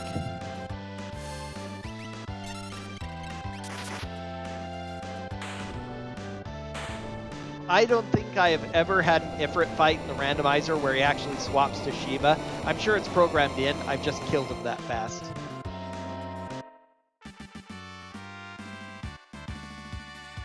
Good, good. Life 3 Doom, Ice 2, new Blitz. Excellent.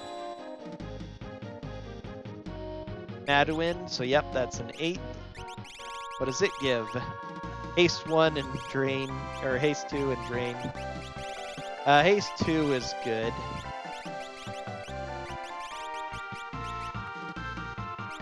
It's also HP plus 50, which is not bad.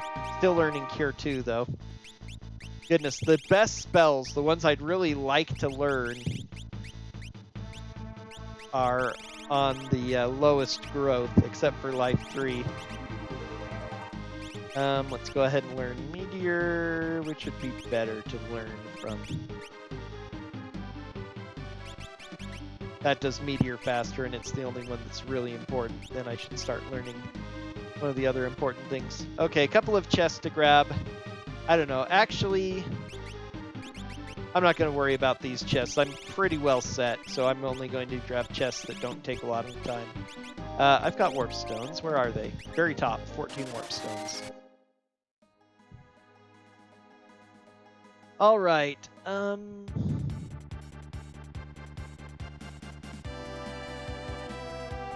Vector.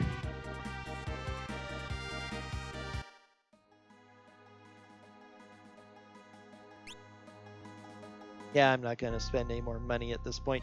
I have decent armor, shields, helms.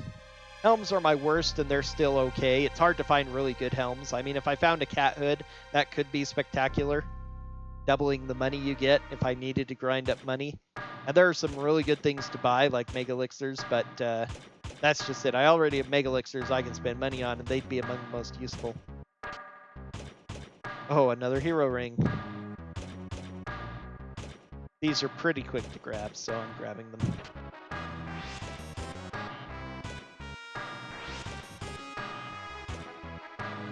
Gonna skip a lot of chests in here, though, instead of grabbing everything again. I'm pretty darn close to the end. I need to run here, this chest, down here.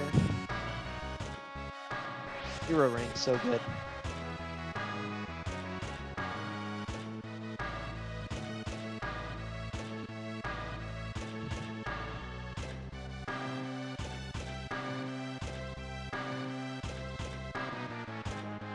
Not gonna do any of these ones that require looping around and doing multiple things. Probably should save before this fight, but Ultros. This Ultros 3 or nope, first Ultros, I think.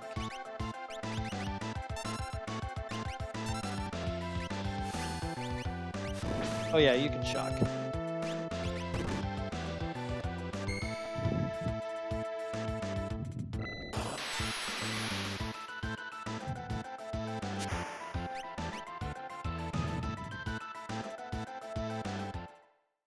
Levels for everyone.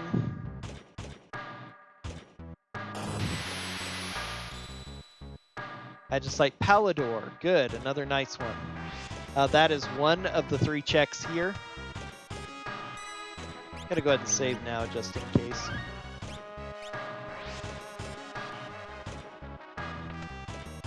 Biggest problem with that fight is it doesn't give any more magic points. Starting to need magic points badly.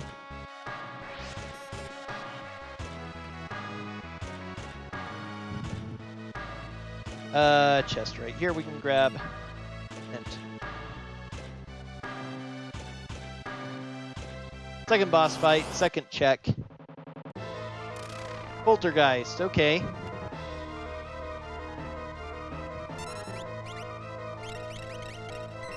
Stop immediately, nice. Shock. Let's see how the fight is. You should have ice too now.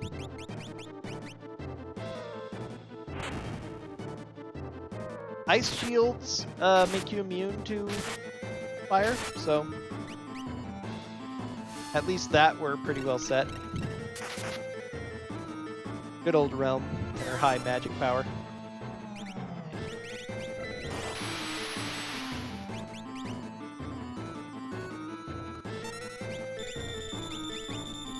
Let's go ahead and use one of our 8x potions. We can afford it.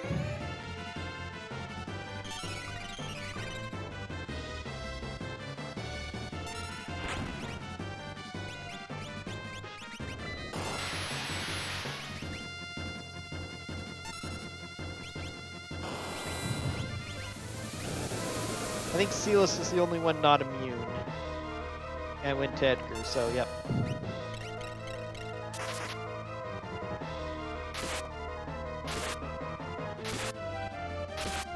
See, already doing 4,000 damage with an Atlas weapon offering.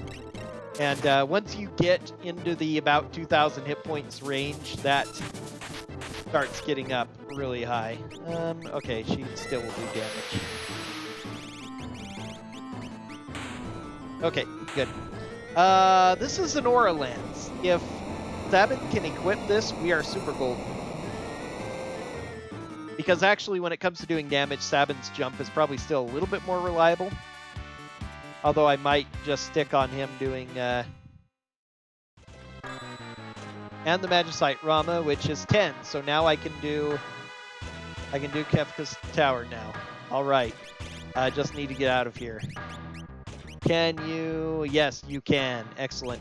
And if I get super lucky and find a dragon horn somewhere...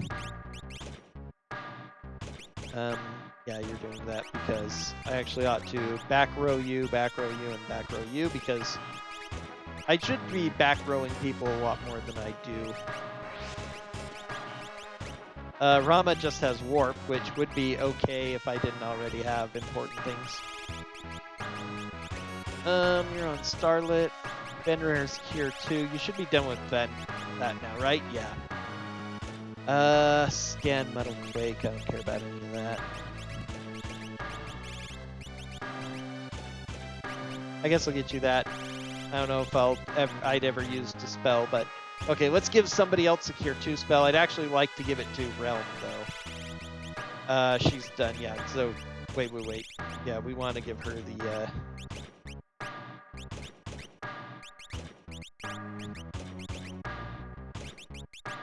Doom.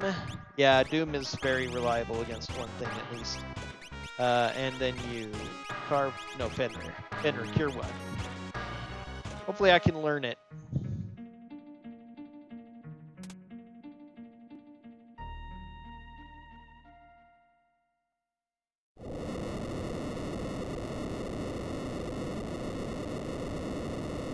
Quick, over here. Oh, that was my second check there.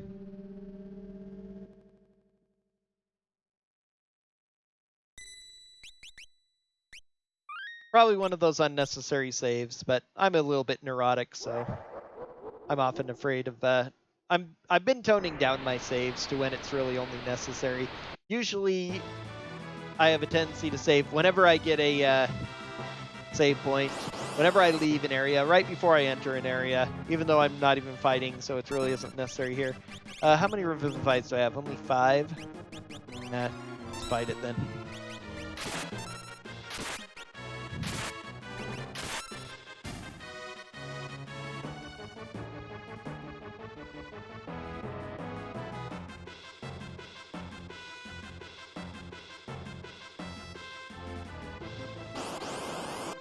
So this is usual. I didn't point this out, but on the beginning screen, it has the requirements. A standard racing seed has 7 characters and 10 espers and 0 dragons.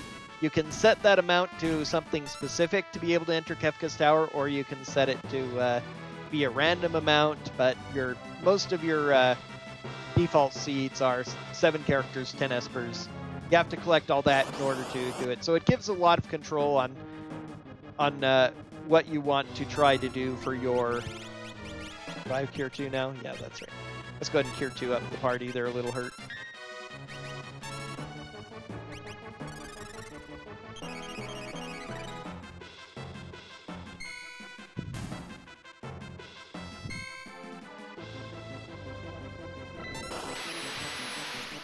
Gives you a lot of control on just what kind of seed you want to have. So this is the most basic one. I'll probably also do one for like 100% style. Hopefully getting it done in roughly 5 hours. We'll see how good I am at that. But okay.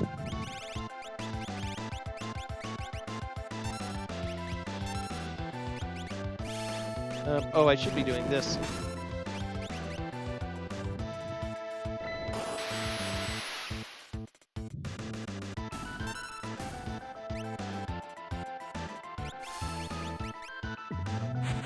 Although now they're all dead, so it doesn't matter.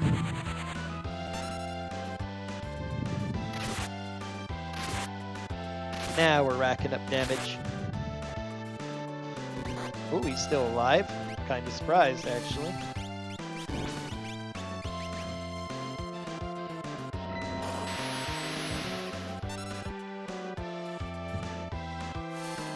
Very surprised. Now, once again, the more characters you collect, dragons you kill, and espers you collect, magicite you collect, the more characters level up and increase their hit points and all that. But that was a surprising amount of hit points on Vargas, even so. Okay, this is the last check coming up. Could be a character.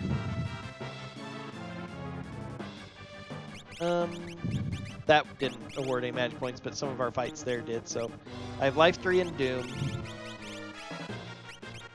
Guess we'll go ahead and learn that in case I really want to throw out meteors. You're still learning Haste.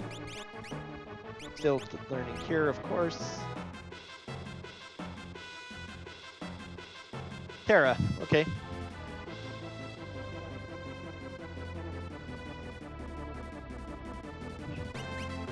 GP Rain, okay. Well, she's not going to be super duper useful. Ghost Train. This is hilarious. Oh, wait. We have to do this, right? Ah! Fire's better, but don't have it on her.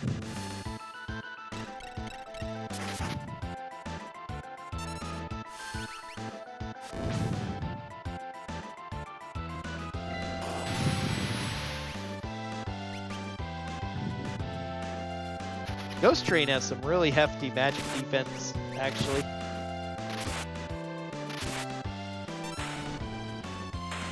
Oh, but Silas has become extremely strong in the hitting department. She is going to be my powerhouse against Kefka. The rest of you, your main job is just to keep her alive, honestly. Okay, well, I guess we're gonna do it.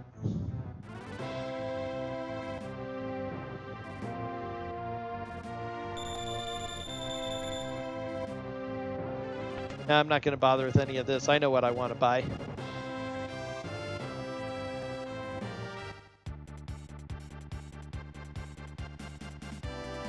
Goodness.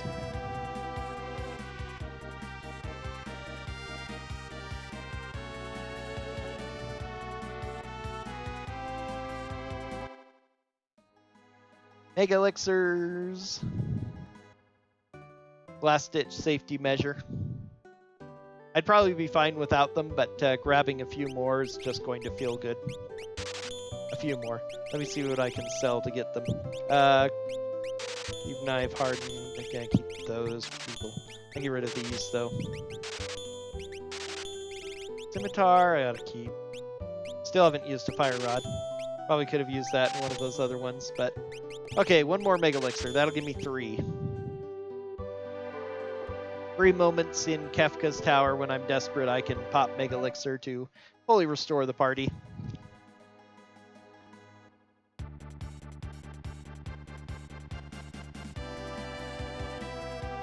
World of Ruin. Now we just go to Kefka's tower.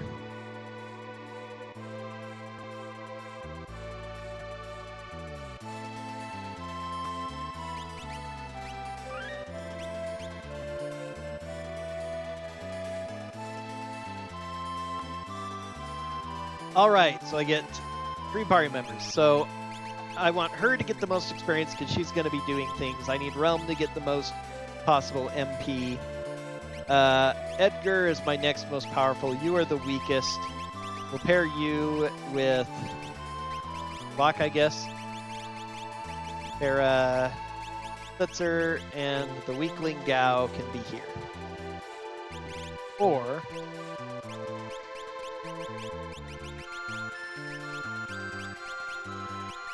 let's actually put you there. Yeah, we'll do that. Okay. Hopefully that one boss is weak enough to defeat like this.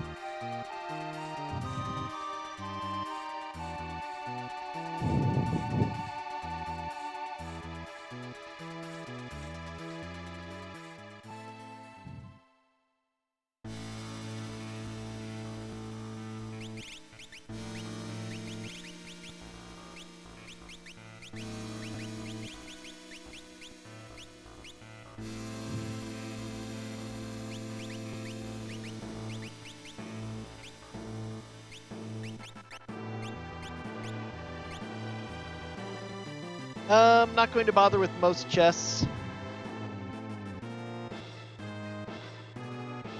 Because again, I'm pretty well set, I think. Not going to bother with Atma. Atma is, you may notice him in the black section as somebody you can fight. He will give a bonus item after defeating him from the random pool of high-level items. Endgame equipment, as it were. But,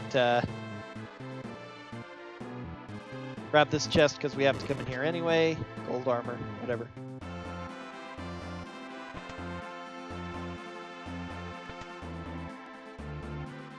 Ignore the dragon. Once again, the dragon would also give a bonus item. So if you're really struggling for equipment and maybe levels, it can be worth it to go ahead and fight these guys. Or if you're 100%ing, of course, but usually you'll just want to skip afterwards. I don't need to grab all that stuff. That's out of the way. You can get a lot of items in there, or a few items at least. I think there's 3, 4 total. This is worth, wasn't worth grabbing, but it was right there.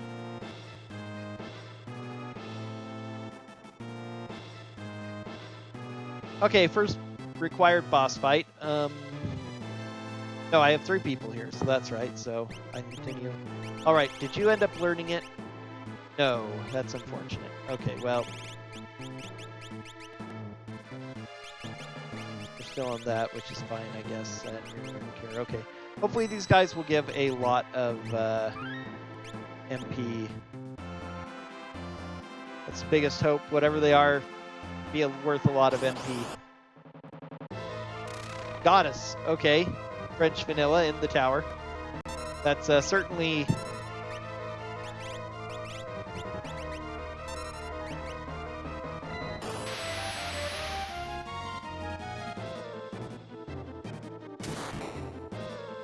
Ouch.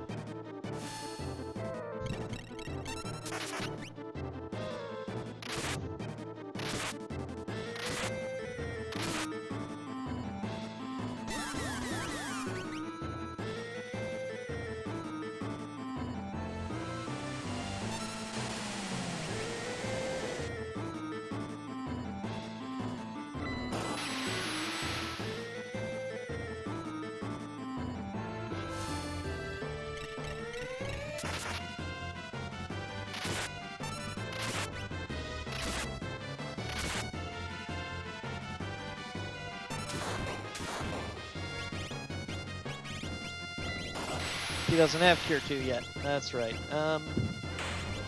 Okay, she's fine.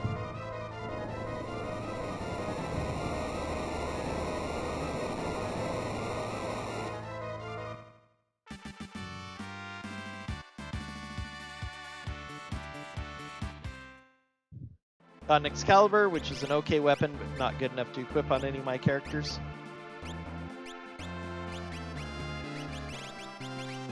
Okay, you learned Haste 2. I guess start learning that. I guess start learning Haste 2 just in case you can pop it as well. You already have, like, yeah, I've already taught everybody Life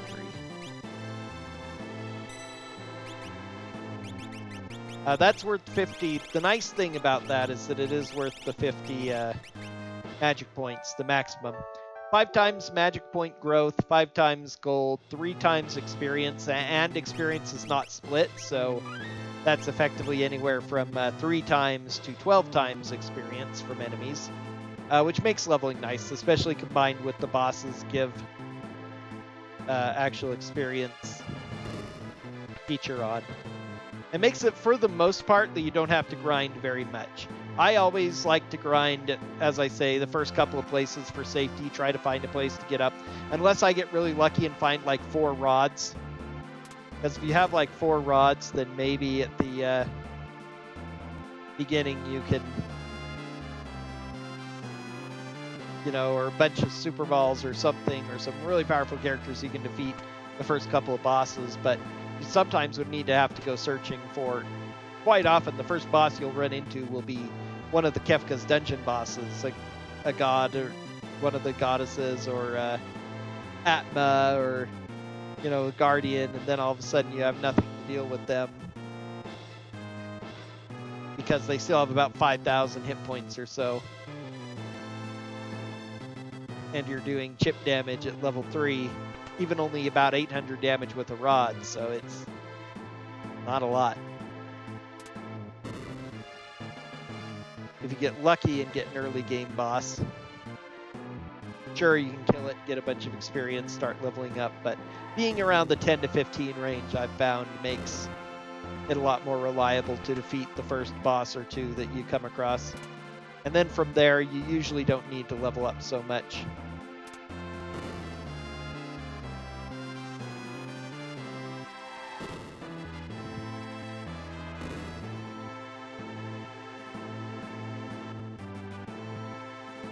Oops. Need to run him into here first. Almost forgot that.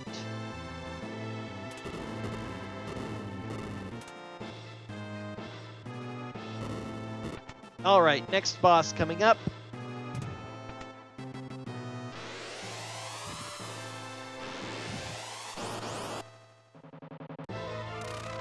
Boom! Goodness gracious.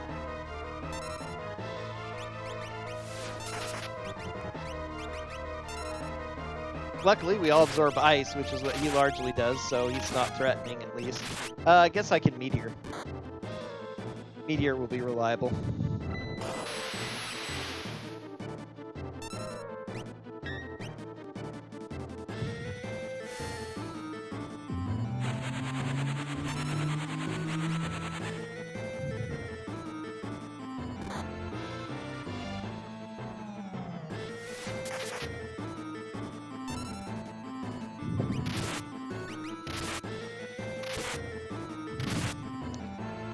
Ridiculous, you monster.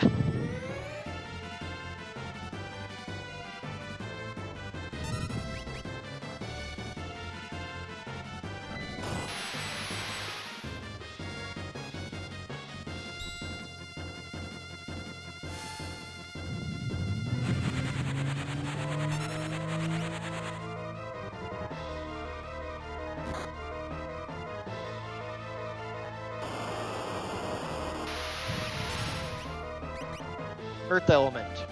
Okay, we're not doing anything with that.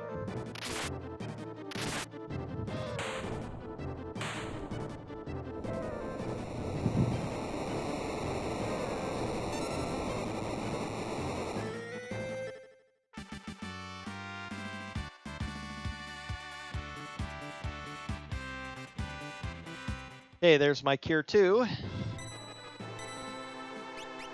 Used a lot of mana, so I'm going to go ahead and attempt again. 3 bosses left, the statues. Whatever they actually are, we know they're not going to be the goddesses because we've already killed all 3 of them. What else can we do now? Is there anything worth worrying about? Not really, huh? Not that I can learn in time. I'll need another 50 for her to even reach that. At least I got Cure on 2 of the characters. Warp, mute, I guess. We'll just leave Siren on her so she can mute the thing as well. Although, probably I'll just do whoever gets it. All 3 bosses so far are actually bosses in the tower. Just in the wrong spots. Just gonna meteor you, because you absorb most elements. 8,000 damage from shock now. Edgar very strong. Having Behemoth suit and Atma weapon helps out. Or Ragnarok for the mana boosting.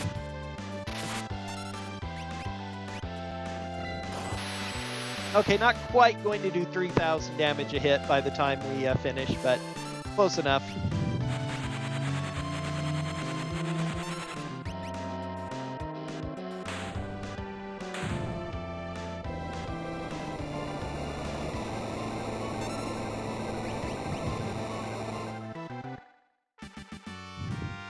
So this is all of the great things about,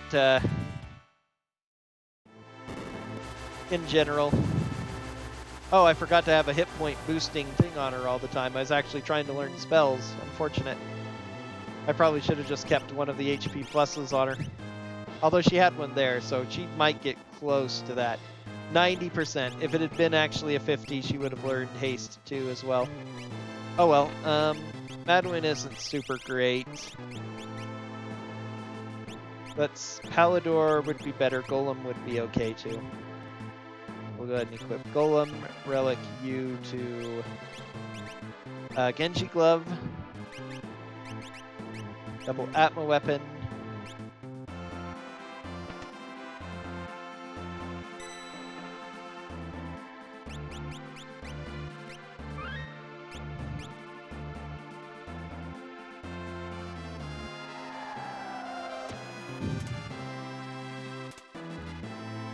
one last check on her, and then I'll just forget about her. Alright, Golem, Siren, he has Starlet. Okay, that's fine, I guess, and then we'll throw Palador on for the last one. Darn. Forgot to tent. We'll do this instead. I can spare 1 elixir just to mana her up. Oh, they're low on mana too. Where are my tinctures? Wasting a little bit of time doing this. Oh well. And now we can take off the Moogle Charm that she fortunately had on, replace it with Hero Ring. So she'll do more damage with her spells at least. Okay, let's go ahead and put Palador on you. So you'll have that for the fight. Relic, Pin. Just throw whatever on you guys, so you'll be fine. Hope we can take this guy on.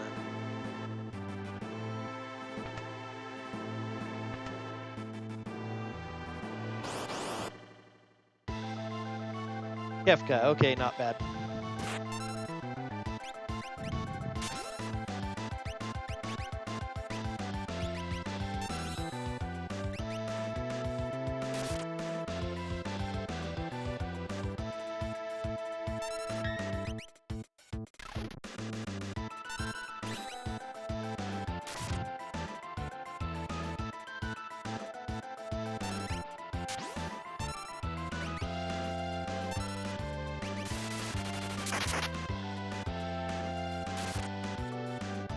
What horrible timing. I was really hoping to avoid, you know, just that. Oh well. Don't even really care.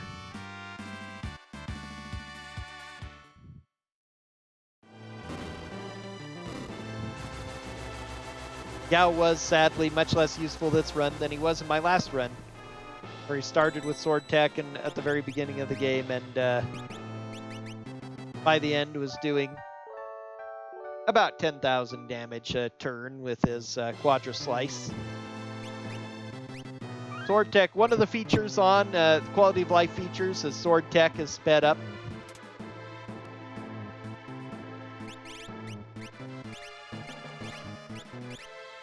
So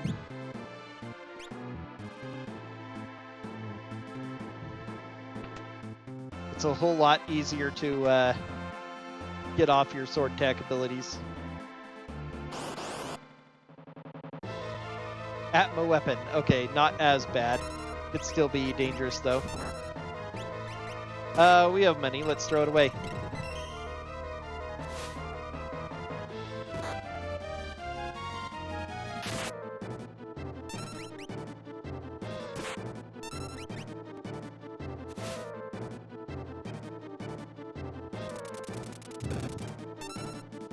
He's dead? No. Amazing. I was certain that would kill me. It's a powerful attack.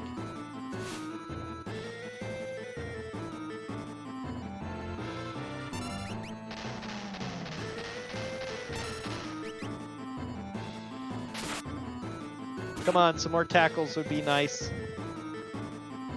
Oh. Maya Goner.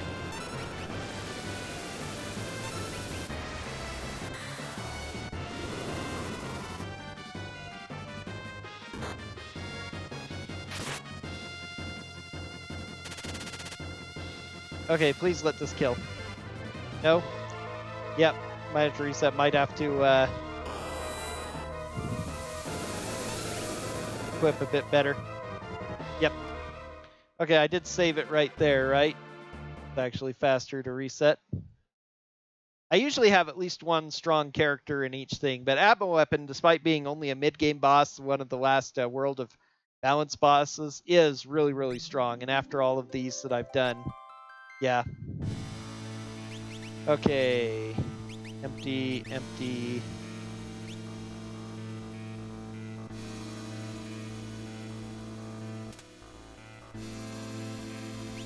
All right, let's see what we can do. I can offering him, actually, running shoes, pod bracelet. Let's offering and little charm you, and I guess cure ring and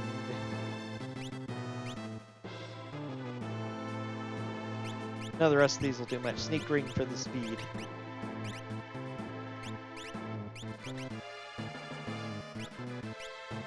Alright, so let's put you in the back row.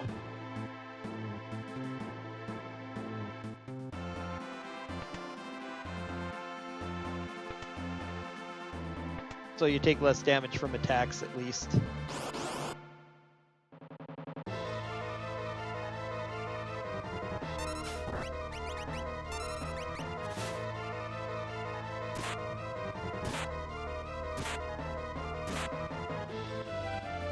Doing just about twice the damage, so now if we get some more tackles from Yumaro, we should get enough damage in.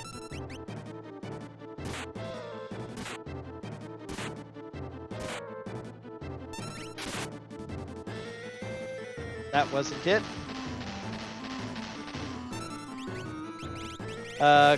Going to go ahead and use an X potion on Yumaro.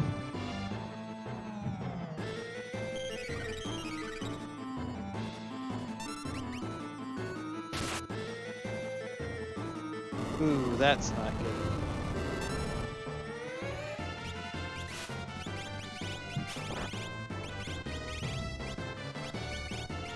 Might actually not be a bad time to go ahead and use one of my Mega Elixirs. As sad as it seems. Gotta get through this. Whew, one hit away. So I wasted it, but oh well. 2 Mega Elixirs is actually fine. You can use one if they use Whirlwind at the beginning of Stage 3, and then another one after Fallen One in Stage 4, and it's great.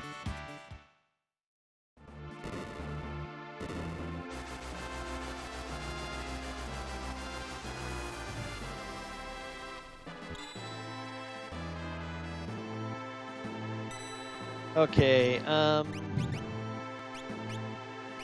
this is the one I want to get rid of because I want to be able to throw it, expend it. None of the rest of these matter, so... Alright, final save.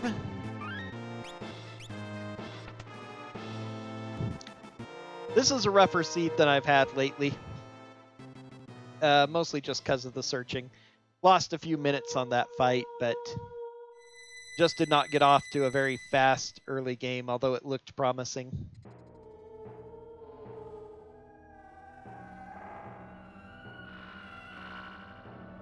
And then, of course, extended searching at the end. More than I would like for the last couple of Espers.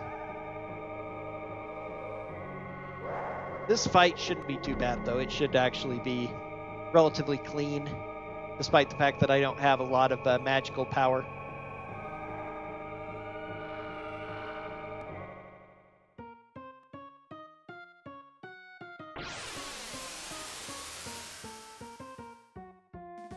Okay, let's go Sealess. Edgar. Sabin Realm.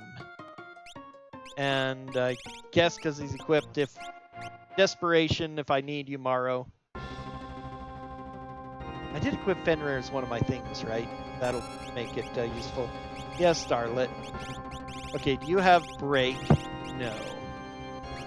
We're just gonna Shock. You have Palador. You have Break. That's one of your natural spells, I believe. Yep, you don't have it.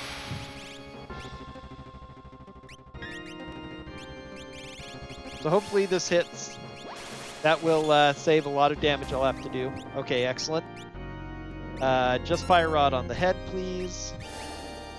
We want to take the head out first. This is going to be random, but hopefully will work out. Fire 2 on the head, because you've got Fire 2. Cure 2 on everyone.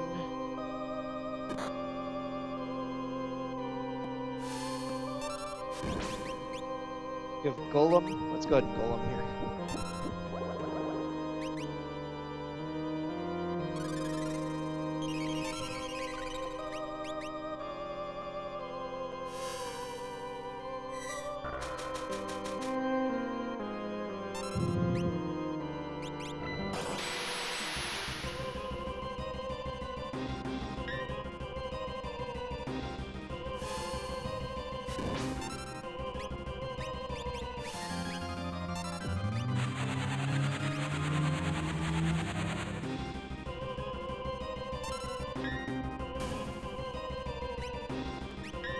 Excellent. Okay, let's go ahead and jump.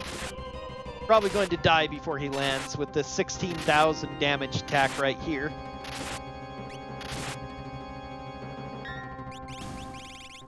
Okay.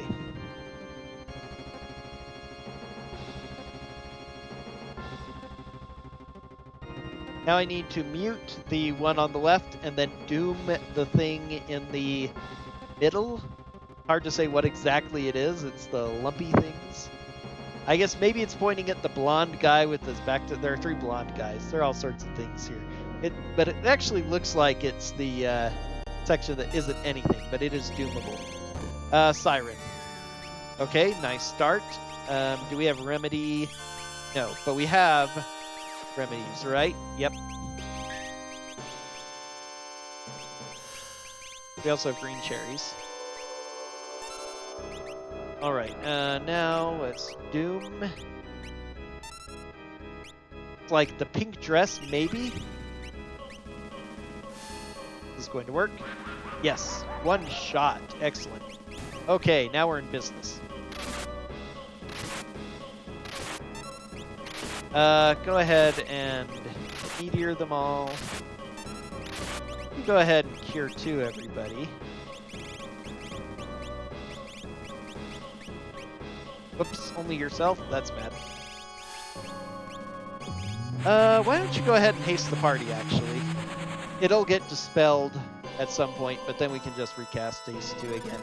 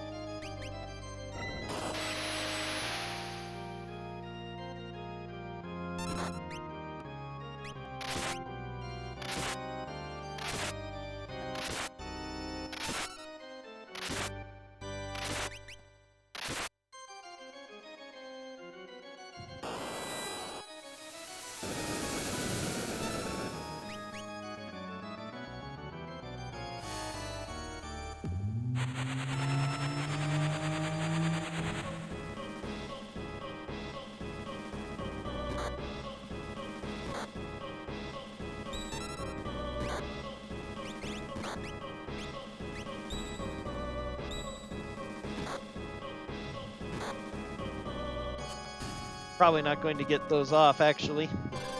Even with the damage Celis has taken, she's going to almost certainly inflict more than enough to kill the last guy. Because I think there's only one left, right? Oh, no, there's 2. So we'll get that cure off. Let's go ahead and start throwing on the light 3s.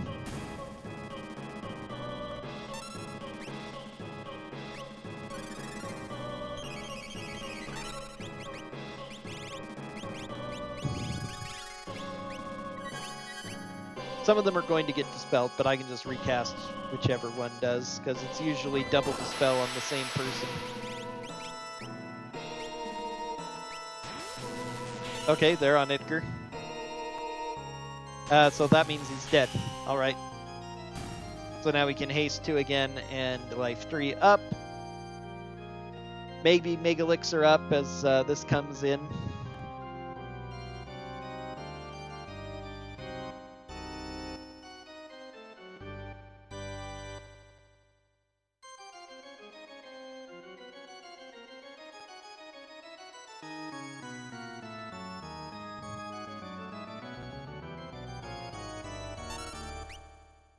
Murton. That's going to hurt her the most.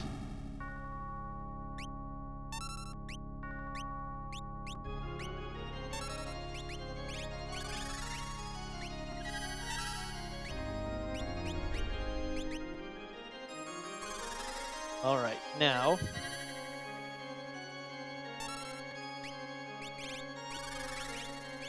Problem is I have no good single target against the head in the back, which is what I really need to kill first.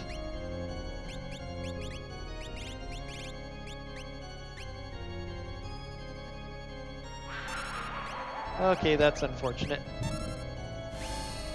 That's about it for...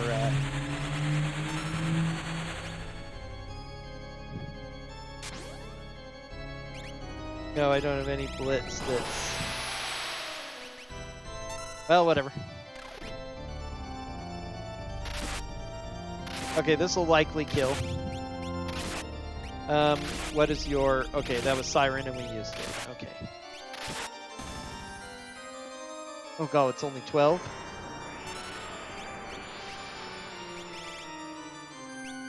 This is where you want to use one of the Mega Elixirs.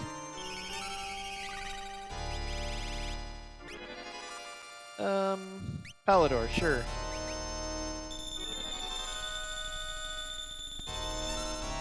Although I think I need to use the one on him. Oh well.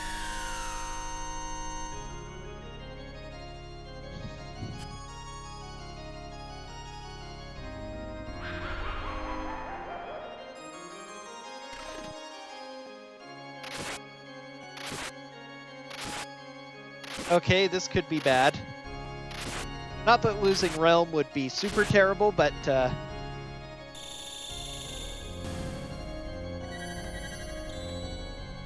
she should be life 3'd, but it may not life 3 her because she's in the air. I was hoping that being jumped would turn off the death sentence, the condemned as they call it here, but oh well, you live and you learn, as they say. Okay, so we're gonna have Yumaro.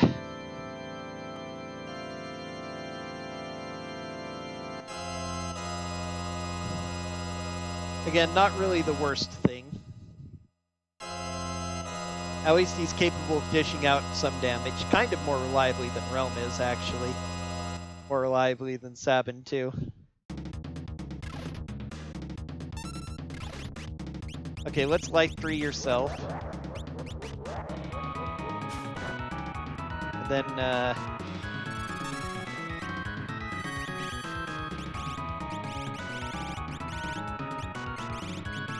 the only person I actually need to haste is her as well, so...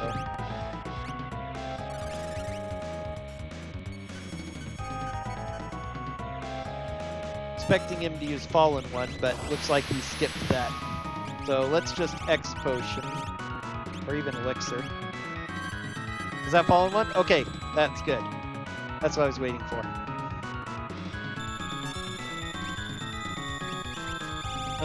Let's go ahead and just smash this.